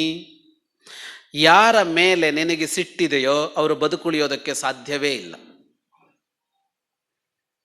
ಅವರು ಮಾತ್ರ ಅಲ್ಲ, ಅವರ ಕಡೆಯವರೂ ಉಳಿಯೋದಕ್ಕೆ ಸಾಧ್ಯ ಇಲ್ಲ. ಅಹಂಚ ತತ್ಕರಿಷ್ಯಾಮಿ, ಹಾಗೆ ಆಗುವಂತೆ ನಾನು ಮಾಡುತ್ತೇನೆ, ಭರವಸೆ ಕೊಡ್ತಾ ಇದ್ದಾನೆ ಕೃಷ್ಣ.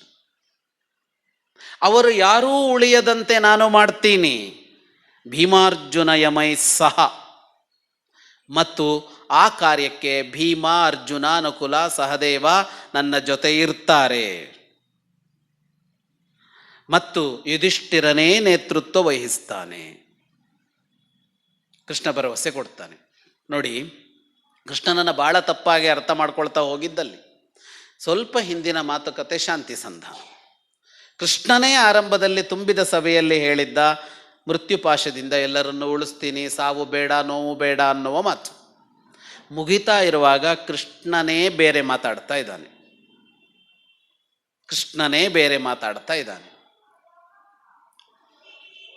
ಈಗ ಕೃಷ್ಣ ಯಾಕೆ ಹೋದ ಹಾಗಿದ್ರೆ ಹಸ್ತಿನಪುರಕ್ಕೆ ಶಾಂತಿ ಸ್ಥಾಪನೆಗೆ ಹೋದ್ನೋ ಯುದ್ಧ ನಿಶ್ಚಯಕ್ಕೆ ಹೋದ್ನೋ? ಯಾಕೆಂದ್ರೆ ಎರಡೂ ಮಾತು ಕೃಷ್ಣ ಆಡಿದ್ದಾನೆ.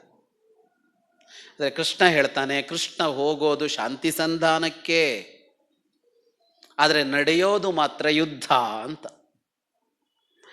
ಧಾರ್ತರಾಷ್ಟ್ರ ಕಾಲಪಕ್ವಾ ನ ಚೇಚ್ಛೃಣ್ವಂತಿ ಮೇ ವಚಃ ಶೋಷ್ಯಂತೆ ನಿಹತ ಭೂಮೌ. ಕಾಲ ಪಕ್ವವಾಗಿದೆ, ಧೃತರಾಷ್ಟ್ರನ ಮಕ್ಕಳ ಕಾಲ ಪಕ್ವವಾಗಿದೆ. ಹಾಗಾಗಿ ನನ್ನ ಮಾತನ್ನ ಕೇಳುವ ಸಂಭವವಿಲ್ಲ. ಕೇಳಲಿಲ್ಲ ಅಂತ ಆದರೆ ನೀನೇನು ಹೇಳ್ತಾ ಇದೆಯೋ ಅದೇ ಆಗತ್ತೆ. ಮಾತುಗಾರಿಕೆಯನ್ನು ಗಮನಿಸಿ, ನಿಲುವನ್ನು ವ್ಯಕ್ತಪಡಿಸುವ ವಿಧಾನವನ್ನು ಗಮನಿಸಿ. ನೀನು ಯಾರ ಮೇಲೆ ಸಿಟ್ಟಾಗಿದೆಯೋ ಅವರು ಉಳಿದುಕೊಳ್ಳೋಲ್ಲ, ಮತ್ತು ಅವರು ನನ್ನ ಮಾತು ಕೇಳದೇ ಇದ್ದರೆ ಸಾಯ್ತಾರೆ. ಮತ್ತೆ ಇಲ್ಲಿ ಎರಡು ಅಂಶ ಇದೆ.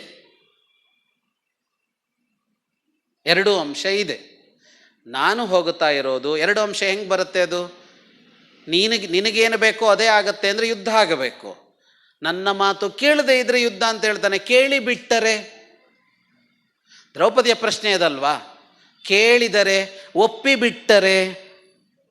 ಒಪ್ಪಿಬಿಟ್ಟರೆ ಸಂಧಾನವೇ.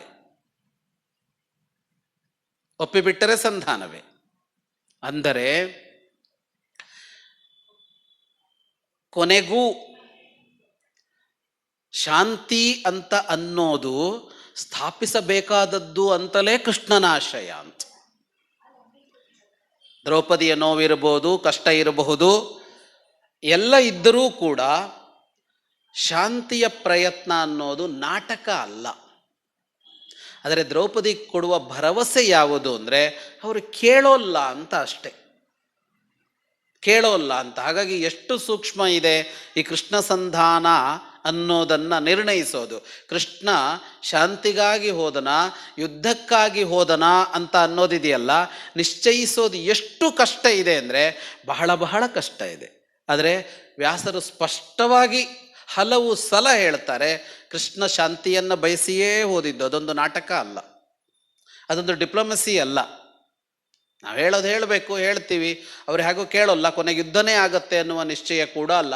ಕೇಳಲಿ ಎನ್ನುವ ಪ್ರಾಮಾಣಿಕ ಪ್ರಯತ್ನ ಇದೆ. ಹಾಗಾಗಿ ಕೃಷ್ಣ ಗೀತೆಯನ್ನು ಉಪದೇಶಿಸಿದ ಕೃಷ್ಣ ಹಿಂಸಾರತಿಯವನು ಅಂತ ವ್ಯಾಖ್ಯಾನಿಸ್ತಾರೆ ಅವನ ಬಗ್ಗೆ. ಈಗ ಭಗವದ್ಗೀತೆ ಇದೆಯಲ್ಲ, ಅರ್ಜುನ ಯುದ್ಧ ಬೇಡ ಅಂತ ಹೇಳ್ದ, ಯುದ್ಧ ಮಾಡು ಅಂತ ಗೀತೆಯನ್ನು ಉಪದೇಶಿಸಿ ಕೃಷ್ಣ ಪ್ರಚೋದಿಸಿದ. ಹಾಗಾಗಿ ಇದರ ಮೇಲೆ ವ್ಯಾಖ್ಯಾನ ಏನಿದೆ? ಅರ್ಜುನ ಸರಿ ಇದ್ದ, ಶಾಂತಿಯ ಪರವಾಗಿದ್ದ, ಆದರೆ ಕೃಷ್ಣ ಯುದ್ಧವಾಗುವಂತೆ ಮಾಡಿದ ಅಂತ ಕೃಷ್ಣನ ವ್ಯಕ್ತಿತ್ವವನ್ನು ಕಟ್ಟಿಕೊಡ್ತಾ ಇದ್ದಾರೆ. ಕುರುಕ್ಷೇತ್ರ ಯುದ್ಧವಾಗುವುದಕ್ಕೆ ಕೃಷ್ಣ ಮತ್ತು ಕೃಷ್ಣ ಇಬ್ಬರು ಕಾರಣ ಅಂತ. ಕೃಷ್ಣ ಅಂದರೆ ದ್ರೌಪದಿ, ಇವರಿಬ್ಬರು ಕಾರಣ ಅಂತ. ಇವರಿಬ್ಬರು ಕಾರಣ ಅಲ್ಲವೇ ಅಲ್ಲ ಅಂತ. ಯಾಕೆ ಅಂತ ಅಂದರೆ ಎಲ್ಲ ಪ್ರಯತ್ನಗಳ ಕೊನೆಯಲ್ಲಿ ನಡೆದದ್ದದು. ಎಲ್ಲ ಪ್ರಯತ್ನಗಳ ಕೊನೆಯಲ್ಲಿ ನಡೆದದ್ದದು. ಗೀತೆಯಲ್ಲಿ ಗೀತೋಪದೇಶ ನಡೆಯುತ್ತಲ್ಲ, ಯುದ್ಧ ಮಾಡಲೇಬೇಕು ಅಂತ ಅರ್ಜುನನಿಗೆ ಹೇಳ್ತಾನಲ್ಲ ಕೃಷ್ಣ, ಅದಾದ ಮೇಲೆ ಯುದ್ಧ ಆರಂಭ ಆಗೋಲ್ಲ. ಮಹಾಭಾರತವನ್ನು 99 ಜನ ಓದಿಲ್ಲ, 99% ಜನ ಓದಿಲ್ಲ ವ್ಯಾಖ್ಯಾನಿಸುವವರು. ಇದಾದ ಮೇಲೆ ಯುಧಿಷ್ಠಿರ ಇದ್ದಕ್ಕಿದ್ದ ಹಾಗೆ ಪಾದರಕ್ಷೆ ಎಲ್ಲ ಬಿಚ್ಚಿ ಕವಚ ಎಲ್ಲ ಬಿಚ್ಚಿಟ್ಟು ಶತ್ರು ಸೈನ್ಯದ ಕಡೆಗೆ ಹೊರಟು ಬಿಡ್ತಾನೆ. ಗೀತೋಪದೇಶ ಆದಮೇಲೆ ಹೋಗಿ ಭೀಷ್ಮ, ದ್ರೋಣ, ಕೃಪಾ ಎಲ್ಲರಿಗೊಂದು ನಮಸ್ಕಾರ ಮಾಡಿ ಬರ್ತಾನೆ, ಯುದ್ಧಕ್ಕೆ ಅನುಮತಿ ಕೊಡಿ ಅಂತ ಕೇಳೋದಕ್ಕೆ. ಹಾಗೆ ಹೋದಾಗ ಕೃಷ್ಣ ಇನ್ನೂ ಮುಂದೆ ಹೋಗ್ತಾನೆ. ಕೃಷ್ಣನೊಬ್ಬನೇ. ಎಲ್ಲಿಗೆ ಅಂದರೆ ಅವನು ದುರ್ಯೋಧನನ ಶಿಬಿರಕ್ಕೆ ಹೋಗ್ತಾನೆ. ದುರ್ಯೋಧನ ಶಿಬಿರದಲ್ಲಿ ಕರ್ಣ ಕೂತ್ಕೊಂಡಿದ್ದಾನೆ. ಅವನು ಭೀಷ್ಮ ಇರುವವರೆಗೆ ಯುದ್ಧ ಮಾಡೋಲ್ಲ ಅಂತ ಕೂತಿದ್ನಲ್ಲ, ಅಲ್ಲಿದ್ದಾನೆ. ಅಲ್ಲಿ ಹೋಗಿ ಮತ್ತೆ ಅವನಿಗೆ ಹೇಳ್ತಾನೆ, ಯುದ್ಧ ನಿಲ್ಲತ್ತೆ, ನಾನು ಹೇಳಿದ್ದಕ್ಕೆ ಒಪ್ಪಿಕೋ ಅಂತ. ಅದು ಯಾವುದು ಅಂತ ಕೃಷ್ಣ ಸಂಧಾನದಲ್ಲಿ ನೋಡ್ತೀವಿ ನಾಡಿದ್ದು ನಾವು. ಯುದ್ಧವೇ ಆಗದಂತೆ ಆಗಬೇಕು ಅನ್ನೋದಕ್ಕೆ ಒಂದು ಸೂತ್ರವನ್ನೂ ಕೃಷ್ಣ ಕಂಡು ಹಿಡಿದಿರ್ತಾನೆ. ಕರ್ಣ ಒಪ್ಪಿದ್ದರೆ ಅದು ಆಗಲೂ ನಡೀತಾ ಇತ್ತು. ಅರ್ಜುನನಿಗೆ ನೀನು ಯುದ್ಧ ಮಾಡಬೇಕು ಅಂತ ಹೇಳುವ ಕೃಷ್ಣ ಮರುಕ್ಷಣದಲ್ಲಿ ಮತ್ತೆ ಯುದ್ಧ ನಿಲ್ಲಿಸೋದು ಹೇಗೆ ಅಂತಲೇ ಪ್ರಯತ್ನಿಸ್ತಾನೆ. ಕೃಷ್ಣನನ್ನು ಅರ್ಥ ಮಾಡಿಕೊಳ್ಳೋದು ಸುಲಭ ಅಲ್ಲ, ಅಷ್ಟು ಸುಲಭ ಅಲ್ಲ. ನಮಗೆ ಅಷ್ಟು ಸುಲಭವಾಗಿ ನಿಲ್ಕೋಲ್ಲ ಅವನ ವ್ಯಕ್ತಿತ್ವ ಅಂತ. ಅರ್ಜುನ ಯುದ್ಧಕ್ಕೆ ಸನ್ನದ್ಧನಾಗಿಯೇ ಇರಬೇಕು, ಯುದ್ಧ ನಡಿಬೇಕಾ ಬೇಡವಾ ಅನ್ನೋದು ಬೇರೆ ಅಂತ. ಎಂಥ ಸಂದೇಶ ಅಲ್ಲಿ ಇಲ್ಲಿ ಎಲ್ಲ ಕಡೆ ಅಂದರೆ, ನೀವು ಹೆಡಿಗಳಾಗಬೇಡಿ, ಅನ್ಯಾಯಕ್ಕೆ ಪ್ರತಿರೋಧ ಮಾಡೋದಕ್ಕೆ ನೀವು ನಿಮ್ಮ ಶಕ್ತಿ ಸಾಮರ್ಥ್ಯಗಳನ್ನು ವೃದ್ಧಿಸಿಕೊಳ್ಳಿ, ಯುದ್ಧ ಆಗಬೇಕಾ ಬೇಡವಾ ಕೊನೆಯ ನಿರ್ಣಯ ಅಂತ. ನಾವು ಹೇಗಿದ್ದೀವಿ ಅಂದರೆ, ಸಜ್ಜನರು ಯಾವಾಗಲೂ ಹಾಗೇನೆ, ಇವರು ಸಾಮರ್ಥ್ಯವನ್ನೇ ಬೆಳೆಸ್ಕೊಳ್ಳಲ್ಲ ಸಜ್ಜನರು, ತಂಡ ಕಟ್ಟೋಲ್ಲ. ನಾಳೆ ಯುದ್ಧ ಆದರೆ ನಾವೇ ಗೆಲ್ಲಬೇಕು ಅನ್ನುವಷ್ಟು ತಮ್ಮನ್ನು ಸಮರ್ಥರನ್ನಾಗಿಸಿಕೊಳ್ಳಲ್ಲ. ಮೊದಲಿಂದ ಇವರು ಶಾಂತಿ ಕೊನೆಯದು, ಅದಾಗಲಿ, ನೀವು ಸನ್ನದ್ಧರಾಗಿರಿ ಅಂತ. ನೀವು ಬತ್ತಳಿಕೆ ಕಟ್ಕೊಳ್ಳಿ, ಬತ್ತಳಿಕೆಯಲ್ಲಿ ಬಾಣ ಇರಲಿ, ಕೈಯಲ್ಲಿ ಬಿಲ್ಲಿರಲಿ, ಆಮೇಲೆ ಶಾಂತಿಯ ಮಾತಾಡಿ. ಶಾಂತಿಯ ಮಾತನ್ನು ಆಡಬೇಕಾಗಿದ್ದು ಯಾವಾಗ ಅಂತ ಅಂದರೆ, ನಿಮಗೆ ಭಯಪಡಿಸೋದಕ್ಕೆ ಸಾಧ್ಯ ಆದಾಗ ಅಂತ. ಕೈಯಲ್ಲಿ ಹರಿದೇ ಇದ್ದಾಗಲ್ಲ ಶಾಂತಿ ಪ್ರಸ್ತಾಪ. ಶತ್ರುವಿಗೆ ಭಯ ಹುಟ್ಟಬೇಕು, ಯುದ್ಧ ಆರಂಭ ಆದರೆ ನಾನು ಸೋಲುವುದು ನಿಶ್ಚಿತ ಅಂತ. ಆಗ ಶಾಂತಿ ಪ್ರಸ್ತಾಪ ನೀವು ಮಾಡಿ, ಅವನಲ್ಲ, ಸೋಲುವವನಲ್ಲ, ಸೋತವನಲ್ಲ, ಗೆದ್ದವ ಶಾಂತಿ ಪ್ರಸ್ತಾಪ ಮಾಡಬೇಕು. ರಾಜನೀತಿ ಇದನ್ನು ಹೇಳುತ್ತೆ, ಕೌಟಿಲ್ಯನೂ ಇದನ್ನು ಹೇಳ್ತಾನೆ, ಚಾಣಕ್ಯ, ಶುಕ್ರ ಬೃಹಸ್ಪತಿಗಳು ಇದನ್ನು ಹೇಳ್ತಾರೆ, ಭೀಷ್ಮನೂ ಇದನ್ನು ಹೇಳ್ತಾನೆ ರಾಜನೀತಿಯಲ್ಲಿ. ನಿನ್ನ ಕೈ ಮೇಲಾದಾಗ ಶಾಂತಿಯ ಪ್ರಸ್ತಾಪ ಮಾಡು ಅಂತ. ಅಂದರೆ ಸಜ್ಜನರು ಸಿದ್ಧರೇ ಆಗದೆ ಶಾಂತಿ ಜಪ ಮಾಡ್ತಾ ಇರ್ತಾರೆ ಅಂತ. ಕೃಷ್ಣನ ನಿಲ್ಲುವುದಲ್ಲ, ಇವರನ್ನು ಸನ್ನದ್ಧರನ್ನಾಗಿಸಿ ಅವನು ಶಾಂತಿ ಪ್ರಸ್ತಾಪಕ್ಕೆ ಹೊರಡುವವನು. ಯಾಕೆ? ಶಾಂತಿಯನ್ನು ಒಪ್ಪಿಕೊಳ್ಳುವುದಕ್ಕೆ ಭೀತಿ ಬೇಕು. ಭಯ ಪಡಿಸದೆ ಇಲ್ಲಿ ಕೆಲಸ ಆಗೋಲ್ಲ. ಭಯ ಪಡಿಸುವುದು ತಪ್ಪಲ್ಲ.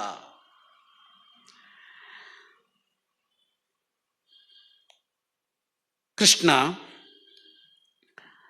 ಹೀಗೆ ದ್ರೌಪದಿಗೆ ಹೇಳಿದರೆ ಈ ಅರ್ಜುನ ಮತ್ತೆ ಮಾತನಾಡ್ತಾನೆ.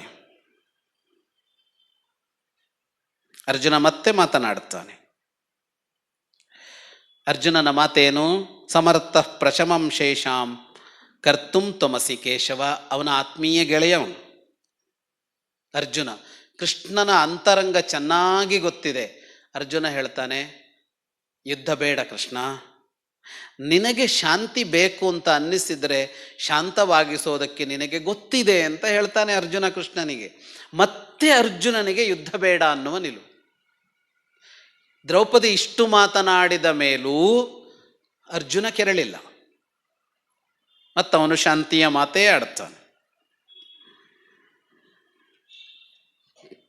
ಕೃಷ್ಣ ಅಲ್ಲಿಗೆ ಚರ್ಚೆಯನ್ನು ಮುಕ್ತಾಯ ಮಾಡ್ತಾನೆ. ಧರ್ಮ್ಯ ಮತ್ಸ್ಮದ್ಧಿತಂಚೈವ ಕುರುಣಾಮ್ಯದ ನಾಮಯಂ ಏಷಯಾಸ್ಯಾಮಿ ರಾಜಾನಂ ಧೃತರಾಷ್ಟ್ರಮಭೀಪ್ಸಯ. ಒಂದೇ ಮಾತಿನಲ್ಲಿ ತಾನೇ ಆರಂಭಿಸಿದ ಚರ್ಚೆಯನ್ನು ಮುಕ್ತಾಯಗೊಳಿಸ್ತಾನೆ. ಯಾವುದು ಧರ್ಮವೋ, ಯಾವುದು ನಮಗೆ ಹಿತವೋ, ಯಾವುದು ಅವರಿಗೂ ಹಿತವೋ ಅದನ್ನು ಮಾಡಲು ಪ್ರಯತ್ನಿಸುತ್ತೇನೆ ಅರ್ಜುನ ಅಂತ ಮಾತು ನಿಲ್ಲಿಸ್ತಾನೆ. ಏನು ಗೊತ್ತಿಲ್ಲ. ಯಾವುದು ಹಿತ? ಅವರಿಗೂ ಹಿತ ಇವರಿಗೂ ಹಿತ ಯಾವುದು? ಸಾಯುವುದೇ ಅವರಿಗೆ ಹಿತ ಆಗಿದ್ದಿರಬಹುದಲ್ವಾ? ದುರ್ಯೋಧನಾದಿಗಳಿಗೆ ಯುದ್ಧದಲ್ಲಿ ಸಾಯುವುದೇ ಅವರಿಗೆ ಹಿತವಾಗಿರಬಹುದು. ಯಾರಿಗೆ ಗೊತ್ತು ಅಂತ. ಬದುಕುವುದು ಹಿತವಾ, ಸಾಯುವುದು ಹಿತವಾ? ಅಧಿಕಾರ ಹಿತವಾ, ಅಧಿಕಾರ ರಹಿತರಾಗಿರುವುದು ಹಿತವಾ? ಶ್ರೀಮಂತರಾಗುವುದು ಹಿತವಾ, ಬಡತನ ಹಿತವಾ? ಗೊತ್ತಿಲ್ಲ ನಮಗೆ, ಗೊತ್ತಿಲ್ಲ ನಮಗೆ. ಕೃಷ್ಣ ಅಂಥದ್ದೊಂದು ಅರ್ಥವಾಗಲು ಕಷ್ಟವಾದ ಮಾತನ್ನೇ ಕೊನೆಗೆ ಹೇಳೋದು. ನಿಮಗೂ ಹಿತವಾದದ್ದು ಅವರಿಗೂ ಹಿತವಾದದ್ದು ಯಾವುದೋ ಅದನ್ನು ಸಾಧಿಸಿ ಬರ್ತೀನಿ ಅಂತ. ಹಾಗಾಗಿಯೇ ಕೃಷ್ಣ ಕಷ್ಟವಾಗಿದ್ದು ಯಾಕೆ ಅಂತ ಅಂದರೆ, ಹೆಜ್ಜೆ ಹೆಜ್ಜೆಯಲ್ಲಿ ಕೃಷ್ಣ ಯುದ್ಧ ಮಾಡಿಸೋದಕ್ಕಾಗಿ ಹೋದ್ನ ಹಸ್ತಿನಪುರಕ್ಕೆ, ಯುದ್ಧ ನಿಲ್ಲಿಸೋದಕ್ಕೆ ಹೋದ್ನ ಅಂತ ನಿರ್ಣಯಿಸೋದು ಕಷ್ಟವಾಯಿತು. ಹಾಗಾಗಿ ಸಂಧಾನದ ಹೆಸರಿನಲ್ಲಿ ಕೃಷ್ಣ ಯುದ್ಧ ನಿರ್ಣಯಿಸಿದ ಅಂತ ನಿರ್ಣಯಕ್ಕೆ ಬಂದರು. ಕೃಷ್ಣ ಹೊರಡ್ತಾನೆ. ಕೃಷ್ಣ ಒಬ್ಬನೇ ಹೋಗೋಲ್ಲ, ಸಾತ್ಯಕಿ ಅವನ ಜೊತೆಗಿನವರೆಲ್ಲ ಹೊರಡ್ತಾರೆ. ಯಾದವರು ಹಲವರು ಹೊರಡ್ತಾರೆ. ಅವನದೇ ರಥ, ಸುಗ್ರೀವ ಶೈಬ್ಯ ಅನ್ನುವ ಕುದುರೆಗಳನ್ನು ಕಟ್ಟಿದ ರಥ. ದಾರುಕ ಅವನ ಸಾರಥಿಯೇ ಅದಕ್ಕೆ ಸಾರಥಿ. ಹೊರಡುವಾಗ ಸಾತ್ಯಕಿಯನ್ನು ಕರೆದು ಹೇಳ್ತಾನೆ ಕೃಷ್ಣ, ಎಲ್ಲ ಆಯುಧಗಳನ್ನೂ ಸಿದ್ಧಪಡಿಸು ಅಂತ. ಕೃಷ್ಣನ ಚಕ್ರ ಮೊದಲಾದ ಎಲ್ಲವನ್ನೂ ತುಂಬುತ್ತಾರೆ. ಸಂಧಾನಕ್ಕೆ ಹೋಗುವ ಆಯುಧ ತೆಗೆದುಕೊಂಡು ಹೋಗೋದಿಲ್ಲ. ಸಂಧಾನದ ಮಾತುಕತೆಗೆ ಬರುವವ ಜೇಬಲ್ ಚೂರಿ ಇಟ್ಕೊಂಡು ಮನೆಗೆ ಬಂದರೆ ಮತ್ತು ಸಂಧಾನ ಎಲ್ಲಾಗತ್ತೆ? ಜೇಬಲ್ಲಿ ಏನು ಇಟ್ಕೊಂಡು ಬಂದಿದೀಯಾ? ನೀನು ಸಂಧಾನ ಮಾಡೋಕೆ ಬಂದಿದೀಯಾ, ಕೊಲ್ಲೋಕೆ ಬಂದಿದೀಯಾ ಅಂತ ಕೇಳ್ತೀವಲ್ವಾ? ಎಲ್ಲ ತುಂಬಿಸ್ತಾನೆ ರಥಕ್ಕೆ. ಆಯುಧಗಳನ್ನು ತುಂಬಿಕೊಂಡೇ ಹೋಗೋದು ಅಂತ. ಸಿದ್ಧತೆ, ಸನ್ನದ್ಧತೆ ಅಂತ ಅನ್ನೋದು ಇಷ್ಟು ವ್ಯವಸ್ಥಿತವಾಗಿರಬೇಕು ಅಂತ. ಕೃಷ್ಣಾನುಸಂಧಾನ ಯಾವುದು ಅಂದರೆ ಇದು. ಪ್ರತಿ ಕ್ಷಣವೂ ಬದುಕಿನ ಯುದ್ಧಕ್ಕೆ ಸನ್ನದ್ಧರಾಗಿಯೇ ಇರಿ, ಶಾಂತರಾಗಿಯೇ ಇರಿ, ಶಾಂತಿಗಾಗಿಯೇ ಇರಿ, ಶಾಂತಿಯನ್ನೇ ಬಯಸಿ. ಅದರ ಅರ್ಥ ನಿಮ್ಮ ಮೈಯ ಬಿಸಿಯನ್ನು ಕಳೆದುಕೊಂಡು ತಣ್ಣಗಾಗೋದಲ್ಲ. ನಿಮ್ಮ ಅಂತರಂಗದ ಆಯುಧ, ನಿಮ್ಮ ಬಹಿರಂಗದ ಆಯುಧ ಎರಡೂ ಸಿದ್ಧವಿರಬೇಕು ಅಂತ. ಅಂತರಂಗದಲ್ಲೊಂದು ಸಾತ್ವಿಕ ಕ್ರೋಧ ಇಲ್ಲದೆ ಇದ್ದರೆ ಏನೂ ಮಾಡೋಕ್ಕಾಗಲ್ಲ. ಆ ಕ್ರೋಧ ಬೇಕು ನಿಮಗೆ. ಅಪರಾಧಿಯನ್ನು ಕಂಡಾಗ ಒಂದು ಸಾತ್ವಿಕ ಸಿಟ್ಟು ನಿಮ್ಮಲ್ಲಿ ಕುದಿಬೇಕೋದು. ಆದರೆ ಅದನ್ನು ಶಾಂತಗೊಳಿಸುವ ಸಾಮರ್ಥ್ಯವೂ ನಿಮಗಿರಬೇಕು. ಬಹಳ ಬಹಳ ಕಷ್ಟದ ಸಂಗತಿ ಅವನು ಹೇಳೋದು. ಅವನ ಚಕ್ರವನ್ನು ಇಳಿಸಿಲ್ಲ ರಥದಿಂದ, ಅವನ ಆಯುಧಗಳನ್ನು ತೆಗೆದುಕೊಂಡು ಒಳಗೋಗಿಲ್ಲ, ರಥದಲ್ಲಿ ಇದೆ ಎಲ್ಲವೂ. ಅರಮನೆಯ ಹೊರಗೆ ನಿಲ್ಲಿಸಿದ ರಥದಲ್ಲಿ ಎಲ್ಲ ಆಯುಧ ಇದೆ. ಅರಮನೆಯ ಒಳಗೆ ಹೋಗಿದ್ದು ನಿರಾಯುಧನಾಗಿಯೇ. ದುರ್ಯೋಧನನ ಅರಮನೆಯ ಒಳಗೆ ಹೊಕ್ಕಿದ್ದು ನಿರಾಯುಧನಾಗಿಯೇ. ಇಲ್ವಾ ಅಂದರೆ ರಥದಲ್ಲಿ ಇದೆ. ಕೃಷ್ಣ ಕಲಿಸುವುದು ಇದನ್ನ, ವ್ಯಕ್ತಿತ್ವದಲ್ಲಿ ಕಲಿಸುವುದು ಇದನ್ನ ಅಂತ. ಕೃಷ್ಣ ಹೊರಟ, ಕೃಷ್ಣ ಹೋದ, ದಾರಿಯಲ್ಲಿ ಸಾಗದ ಅವನು ಹೇಗಿತ್ತು ಅಂತ ಸುದೀರ್ಘವಾಗಿ ವರ್ಣಿಸ್ತಾರೆ. ಬಹಳ ಮುಖ್ಯವಾದ ಸಂಗತಿ ಅಂತ ಅನ್ನಿಸುತ್ತದೆ. ರಾಜರುಗಳ ಕಾಲ. ನಮಗೆ ಕೃಷ್ಣ ಇವತ್ತು ದೇವರಾಗಿದ್ದಾನೆ ಅಂದರೆ ಇವತ್ತು ದೇವರಾಗಿದ್ದಾನೆ ಅಂದರೆ ಅವತ್ತು ದೇವರಾಗಿರಲಿಲ್ಲ ಅಂತಲ್ಲ. ಕೃಷ್ಣ ಅವತಾರಿ ಅಂತ ನಮಗೆ ಗೊತ್ತಿದ್ದಷ್ಟು ಅವತ್ತು ಗೊತ್ತಿತ್ತಾ ಅಂತ ಒಂದು ಪ್ರಶ್ನೆ ಇದೆ. ಎಲ್ಲರಿಗೂ ಗೊತ್ತಿತ್ತಾ ಅಂತ. ಕುರುಜಾಂಗಲಾದ ಪ್ರಜೆಗಳು, ಅಲ್ಲಿಯ ಜನರು ಅಂತ ಅಂದರೆ ಇವನು ಅಲ್ಲಿಯ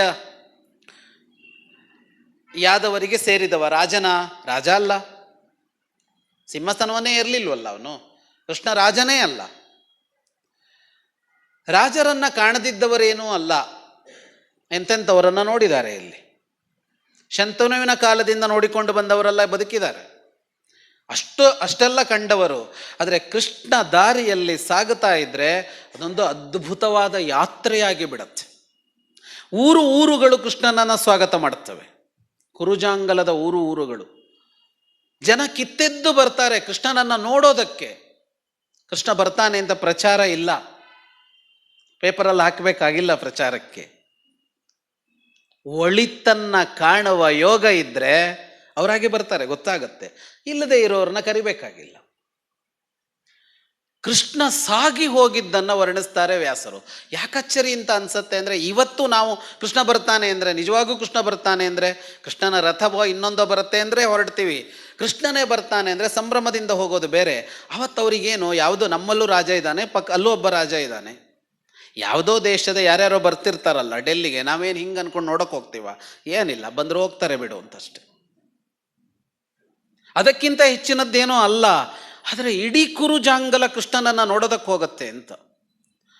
ಎಷ್ಟು ವಿಚಿತ್ರ ಅಂತ ಅನ್ನಿಸತ್ತೆ ಅಂತ ಅಂದರೆ, ಒಂದು ವ್ಯಕ್ತಿತ್ವ ಹೇಗೆ ಕೆಲಸ ಮಾಡಿರುತ್ತೆ ಅಂತ. ಕೃಷ್ಣನನ್ನು ಕಂಡವರೇ ಅಲ್ಲ, ಕೃಷ್ಣನಿಗೆ ಪರಿಚಯ ಇದ್ದವರೇ ಅಲ್ಲ, ಯಾರೂ ಆಯೋಜಿಸಿಲ್ಲ ಕೃಷ್ಣನ ಸ್ವಾಗತದ ವ್ಯವಸ್ಥೆಯನ್ನು. ಆದರೆ ಜನ ಬಂದು ಸ್ವಾಗತಿಸ್ತಾರೆ, ಮನೆಗೆ ಕರ್ಕೊಂಡು ಹೋಗ್ತಾರೆ, ಊಟ ಹಾಕ್ತಾರೆ. ಎಷ್ಟಾಗಿ ಬಿಡತ್ತೆ ಅಂದರೆ, ಇದು ಸಂದೇಶವಾಹಕರು ಗುಪ್ತಚರರ ಮೂಲಕ ಧೃತರಾಷ್ಟ್ರನಿಗೆ ಹೋಗುತ್ತೆ ಸುದ್ದಿ. ಕೃಷ್ಣ ಹೊರಟಿದಾನಂತೆ ಉಪಪ್ಲವ್ಯದಿಂದ ಕುರುಜಾಂಗಲವನ್ನು ಪ್ರವೇಶ ಮಾಡಿದನಂತೆ. ಊರುಗಳಲ್ಲಿ ಅವನ ಸ್ವಾಗತ ನಡೀತಾ ಇದೆಯಂತೆ ಅಂತ ಧೃತರಾಷ್ಟ್ರ ಸಭೆ ಕರೀತಾನೆ. ಎಲ್ಲರ ಸಭೆ, ದುರ್ಯೋಧನನ್ನು ಸೇರಿಸಿಕೊಂಡು ಸಭೆ ಕರೆದು ಹೇಳ್ತಾನೆ, ಕೃಷ್ಣನ ಸ್ವಾಗತಕ್ಕೆ ಇಡೀ ಪ್ರಜೆಗಳು ಮುನ್ನುಗ್ಗುತ್ತಾ ಇದ್ದಾರಂತೆ, ಮನೆಗಳಲ್ಲಿ ಒಬ್ಬರೂ ಇರ್ತಾ ಇಲ್ವಂತೆ ಅಂತ ಧೃತರಾಷ್ಟ್ರ ಹೇಳೋದಿದು. ಮನೆಯಲ್ಲಿರುವ ಹಿರಿಯರು ಕಿರಿಯರು ಎಲ್ಲ ಹೋಗಿ ಕೃಷ್ಣನನ್ನು ನೋಡ್ತಾ ಇದ್ದಾರಂತೆ. ನಾವು ಹೀಗೆಯೇ ಬಿಡಬಾರದು. ವ್ಯವಸ್ಥೆಯ ಕಡೆಯಿಂದ, ಶಾಸನದ ಕಡೆಯಿಂದ ಕೃಷ್ಣನ ಸ್ವಾಗತದ ವ್ಯವಸ್ಥೆಗಳನ್ನು ಮಾಡಬೇಕು ಅಂತ ಆದೇಶ ಮಾಡ್ತಾನೆ. ಒಂದಷ್ಟು ದೂರ ಬಂದ ಮೇಲೆ ಕೃಷ್ಣನಿಗೆ ಪ್ರಭುತ್ವ ಸ್ವಾಗತದ ವ್ಯವಸ್ಥೆ ಮಾಡುತ್ತೆ. ಸಭಾಂಗಣಗಳನ್ನು ಕಟ್ಟುತ್ತಾರೆ.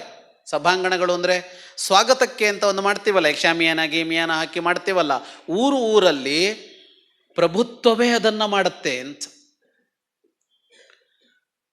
ಪ್ರಜೆಗಳು ಎದ್ದು ಹೋಗಿ ಕೃಷ್ಣನನ್ನು ಹೀಗೆ ಸ್ವಾಗತಿಸದೆ ಇದ್ರೆ ಇವರು ಮಾಡ್ತಾ ಇರಲಿಲ್ಲ, ಸೀದಾ ಬರ್ತಿದ್ದ ಹಸ್ತಿನಾಪುರಕ್ಕೆ ಅಂತ.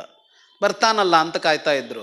ಆದರೆ ಎಂಥ ಸನ್ನಿವೇಶಕ್ಕೆ ತಂದು ನಿಲ್ಲಿಸ್ತಾರೆ ಅಂದರೆ, ಕೃಷ್ಣ ಬರೋದು ಯಾಕೆ ಅಂತ ಇವರಿಗೂ ಗೊತ್ತಿದೆ, ಕೃಷ್ಣ ಏನನ್ನ ಹೊತ್ತು ತರ್ತಾನೆ ಅಂತ ಇವರಿಗೂ ಗೊತ್ತಿದೆ. ಮುಂದೆ ಬರುತ್ತೆ ಇದು, ನಾಳೆ ಗಮನಿಸೋಣ. ನಮ್ಮ ಪರ ಅಲ್ಲ ಕೃಷ್ಣ ಅಂತ ಧೃತರಾಷ್ಟ್ರ ದುರ್ಯೋಧನ ಇಬ್ಬರಿಗೂ ಗೊತ್ತಿದೆ. ನಮ್ಮ ಪರವಾಗಿ ಅಲ್ಲದೆ ನಮ್ಮ ಶತ್ರುಗಳ ಪರವಾಗಿ, ಅವರ ಪ್ರತಿನಿಧಿಯಾಗಿ, ಅವರ ರಾಯಭಾರಿಯಾಗಿ, ಅವರ ಸಂದೇಶ ಹೊತ್ತು ಅವರ ಪರಿಪಾಲಕನಾಗಿ ಬರುವವನಿಗೆ ಇಡೀ ವ್ಯವಸ್ಥೆಯೇ ಎದ್ದು ನಿಂತು ಸ್ವಾಗತಿಸುವಂತಹ ಪರಿಸ್ಥಿತಿಗೆ ಕುರುಜಾಂಗಲದ ಪ್ರಜೆಗಳು ಪ್ರಭುತ್ವವನ್ನು ತಂದು ನಿಲ್ಲಿಸ್ತಾರೆ ಅಂತ. ವ್ಯಕ್ತಿತ್ವ ಅಂದರೆ ಅದು ಅಂತ, ಕೃಷ್ಣಾನುಸಂಧಾನ ಅಂದರೆ ಇದು ಅಂತ. ಬೆಳೆಸಿಕೊಳ್ಳಬೇಕಾದ ವ್ಯಕ್ತಿತ್ವ ಎಂಥದ್ದು ಅಂತ, ಅವನು ದೇವರು ಭಗವಂತ ಅನ್ನೋದನ್ನು ಬದಿಗಿಟ್ಟೇ ನೋಡಬೇಕು. ಇಲ್ಲದೇ ಇದ್ದರೆ ಒಂದು ಸಹಜ ರಾಜತಾಂತ್ರಿಕ ಕ್ರಮಗಳು ಅಂತೊಂದಿರತ್ತಲ್ಲ ಅಷ್ಟೇ, ಅದಕ್ಕಿಂತ ಹೆಚ್ಚಿನದ್ದೇನು ಮಾಡೋಲ್ಲ. ನಮ್ಮ ಪರವಾಗಿರುವವ ಬಂದರೆ ಅವನಿಗೊಂದು ಸ್ವಲ್ಪ ಹೆಚ್ಚು ಸ್ವಾಗತ ಇರುತ್ತೆ ಬೇರೆ ದೇಶದಿಂದ ಬಂದರೆ. ಅದರಲ್ಲೂ ಅಲ್ಲಿಯ ಪ್ರಧಾನಿಯೋ ಅಧ್ಯಕ್ಷ ಬಂದರೆ ಮಾತ್ರ, ಅಲ್ಲಿಂದೊಂದು ನಿಯೋಗ ಬಂದರೆ ಎಷ್ಟು ಬೆಲೆ ಕೊಡ್ತಾರೆ? ಏನೂ ಇಲ್ಲ, ಇವತ್ತೂ ಕೂಡ, ಯಾವತ್ತೂ ಕೂಡ ಅಷ್ಟೇ. ಅವನು ಅದಕ್ಕಿಂತ ಹೆಚ್ಚಿನದ್ದೇನೂ ಅಲ್ಲ. ಆದರೆ ಯಾರು ನಮ್ಮ ಆಶೋತ್ತರಗಳನ್ನು ಈಡೇರಿಸಿಕೊಳ್ಳೋದಕ್ಕೆ ಪ್ರತಿಬಂಧಕ ಆಗಿದಾನೋ ಅವನನ್ನು ಇವರೇ ಟೊಂಕ ಕಟ್ಟಿ ನಿಂತು ಸ್ವಾಗತಿಸುವಂತೆ ಆಗತ್ತೆ ಕುರುಜಾಂಗಲಕ್ಕೆ ಅಂತ. ಕೃಷ್ಣ ಸಂಧಾನದ ಕಥೆ ಇದೆಯಲ್ಲ, ಘಟ್ಟ ಇದೆಯಲ್ಲ, ಇಂತಹ ಹಲವು ಅಂಶಗಳನ್ನು ಅದು ತನ್ನಲ್ಲಿ ಸೇರಿಸ್ಕೊಂಡಿದೆ. ಹೇಗೆ ಕೃಷ್ಣ ಅನಿವಾರ್ಯತೆಗಳನ್ನು ಸೃಷ್ಟಿ ಮಾಡ್ತಾ ಹೋಗ್ಬಿಟ್ಟ ಅಂತ. ಬೇಕು ಅಂತ ಮಾಡಿದ್ದಲ್ಲ, ಆಗಿ ಹೋದದ್ದದು. ಎಂಥ ಒಂದು ದುರ್ಭರ ಸನ್ನಿವೇಶಗಳಿಗೆ ಒಳಗಾಗ್ತಾ ಹೋದರು ಅವರು ಅಂತ ಅಂದರೆ, ಪ್ರತಿ ಹಂತದಲ್ಲೂ ಪೆಟ್ಟು ತಿಂದರು ಅವರು. ಬರೀ ಕೃಷ್ಣ ಸಂಧಾನದಲ್ಲಿ, ಯುದ್ಧದಲ್ಲಲ್ಲ. ನೈತಿಕ ಸ್ಥೈರ್ಯ ಸಂಪೂರ್ಣವಾಗಿ ಕುಸಿದು ಹೋಯಿತು ಕೃಷ್ಣ ಸಂಧಾನ ಮುಗಿಯುವಾಗ. ಯಾಕೆ ಅಂತ ಇನ್ನೆರಡು ದಿನದಲ್ಲಿ ಗಮನಿಸೋಣ. ನೈತಿಕ ಸ್ಥೈರ್ಯ ಉಡುಗೋದು ಕೊಟ್ಟ ಕೊನೆಯಲ್ಲಿ ಕರ್ಣಕೃಷ್ಣ ಮಾತನಾಡಿದರು ಅನ್ನೋದು ಕಿವಿಗೆ ಬಿದ್ದಾಗ. ಯಾರನ್ನ ನಂಬಿಕೊಂಡು ಯುದ್ಧ ಮಾಡ್ತಾ ಇದ್ದಾರೋ ಅವನ ಜೊತೆಗೆ ಬಂದ ಕೃಷ್ಣ ಇವರನ್ನೆಲ್ಲ ಬದಿಗಿಟ್ಟು ರಹಸ್ಯ ಮಾತುಕತೆ ಆಡಿ ಹೋದನಂತೆ. ಏನಾಗಿರಬೇಕು ದುರ್ಯೋಧನನ ಹೃದಯ ಅಂತ ಯೋಚನೆ ಮಾಡಿ. ಧೃತರಾಷ್ಟ್ರನಿಗೆ ಏನನ್ಸಿರ್ಬೇಕು ಅಂತ ಯೋಚನೆ ಮಾಡಿ. ಇದು ಮುಕ್ತಾಯ ಆಯಿತು. ಆರಂಭ ಆದದ್ದು ಎಲ್ಲಿಂದ? ಪ್ರಜಾಸಮೂಹ ಶತ್ರು ಪಕ್ಷಪಾತಿಯನ್ನ ತಾನೇ ತಾನಾಗಿ ಹೋಗಿ ಸ್ವಾಗತಿಸ್ತಾ ಇದೆ ಅಂದರೆ ನಿಲುವು ವ್ಯಕ್ತವಾಗಿ ಬಿಡ್ತು ಪ್ರಜೆಗಳಿದ್ದು. ಪಾಂಡವರು ಬಂದಾಗ ಸ್ವಾಗತಿಸೋದು ಬೇರೆ, ನಮ್ಮ ರಾಜಕುಮಾರರು ನಮ್ಮನ್ನ ಮಕ್ಕಳಂತೆ ಆಳಿದ್ದ ಪಾಂಡುವಿನ ಮಕ್ಕಳು ಅನ್ನೋ ಪ್ರೀತಿ ಬೇರೆ. ಯಾವುದೋ ಊರಿನಿಂದ ಬಂದಿದ್ದಾನೆ, ಪ್ರತಿನಿಧಿಯಾಗಿ ಬಂದಿದ್ದಾನೆ, ಅವನನ್ನೇ ಸ್ವಾಗತಿಸ್ತಾರೆ ಅಂತ ಅಂದರೆ ಕೃಷ್ಣ ಸಂಧಾನ ಮಾಡಿದ ಬಹಳ ದೊಡ್ಡ ಕೆಲಸ ಯಾವುದು ಅಂತ ಅಂದರೆ, ಕೃಷ್ಣ ಸಂಧಾನ ಮುಗಿಯುವಾಗ ಧೃತರಾಷ್ಟ್ರ ದುರ್ಯೋಧನರ ಸಂಪೂರ್ಣ ಭರವಸೆಗಳು ಅಳಿದು ಹೋಗಿದ್ವು. ಕೃಷ್ಣ ಏನೂ ಮಾಡಲಿಲ್ಲ. ವಾಸ್ತವವಾಗಿ ಹೋದ, ಹೇಳಿದ, ಮಾತನಾಡಿದ, ಹಿಂದಿರುಗಿದ. ಅವನು ಹೇಳಿದ್ದು ಮಾತನಾಡಿದ್ದು ಎಲ್ಲ ಪ್ರತಿಕ್ರಿಯೆಯಾಗಿ, ಕ್ರಿಯೆಯಾಗಿ ಅಲ್ಲ. ಅವನಾಗಿ ಮಾತನಾಡಲಿಲ್ಲ, ಅವನಾಗಿ ವರ್ತಿಸಲಿಲ್ಲ. ಇವರು ಏನೋ ಮಾಡ್ತಾ ಹೋದರು, ಅವನು ಅದಕ್ಕೆ ಪ್ರತಿಸ್ಪಂದಿಸ್ತಾ ಹೋದ. ಅದೇ ಪೆಟ್ಟು ಬಿತ್ತು. ಪ್ಲ್ಯಾಂಡ್ ಆಗಿ ಹೀಗೆ ಮಾಡಬೇಕು ಅಂತ ಕೃಷ್ಣ ಅಂದುಕೊಂಡು ಹೋಗಲಿಲ್ಲ. ಆದರೆ ಅವರು ಹೇಗೆ ವರ್ತಿಸಿದ್ರೋ ಅದಕ್ಕೆ ಇವನು ಕೊಡ್ತಾ ಇದ್ದ ಪ್ರತಿಕ್ರಿಯೆ ಅವರಿಗೆ ಪೆಟ್ಟು ಬೀಳ್ತಾ ಹೋಯಿತು ಅಂತ. ಹಾಗಾಗಿ ಕೃಷ್ಣ ಸಂಧಾನ ಅನ್ನೋದು ಕೇವಲ ಒಂದು ರಾಯಭಾರದ ಶಾಂತಿ ಪ್ರಸ್ತಾಪವನ್ನು ತೆಗೆದುಕೊಂಡು ಹೋಗಿ ವಿಫಲವಾಗಿ ಬಂದ ಒಂದು ಕಥೆಯಾಗಲಿಲ್ಲ. ಹೇಗೆ ಶತ್ರುಗಳ ಎದೆಯನ್ನು ಶಾಂತಿಯ ಮಾತುಕತೆಯ ಮೂಲಕ, ಶಾಂತವಾದ ಮಾತುಕತೆಯ ಮೂಲಕವೂ ಮುರಿಯಬಹುದು ಅನ್ನೋದನ್ನು ಕೃಷ್ಣ ತೋರಿಸಿಕೊಟ್ಟ ಅಂತ ಹೇಳ್ತಾ 8 ಆಯಿತು. ಇವತ್ತಿಗೆ ಇದನ್ನು ನಿಲ್ಲಿಸಿಕೊಳ್ಳೋಣ. ತ್ವದೀಯಂ ವಸ್ತು ಗೋವಿಂದ ತುಭ್ಯಮೇವ ಸಮರ್ಪಯಿ.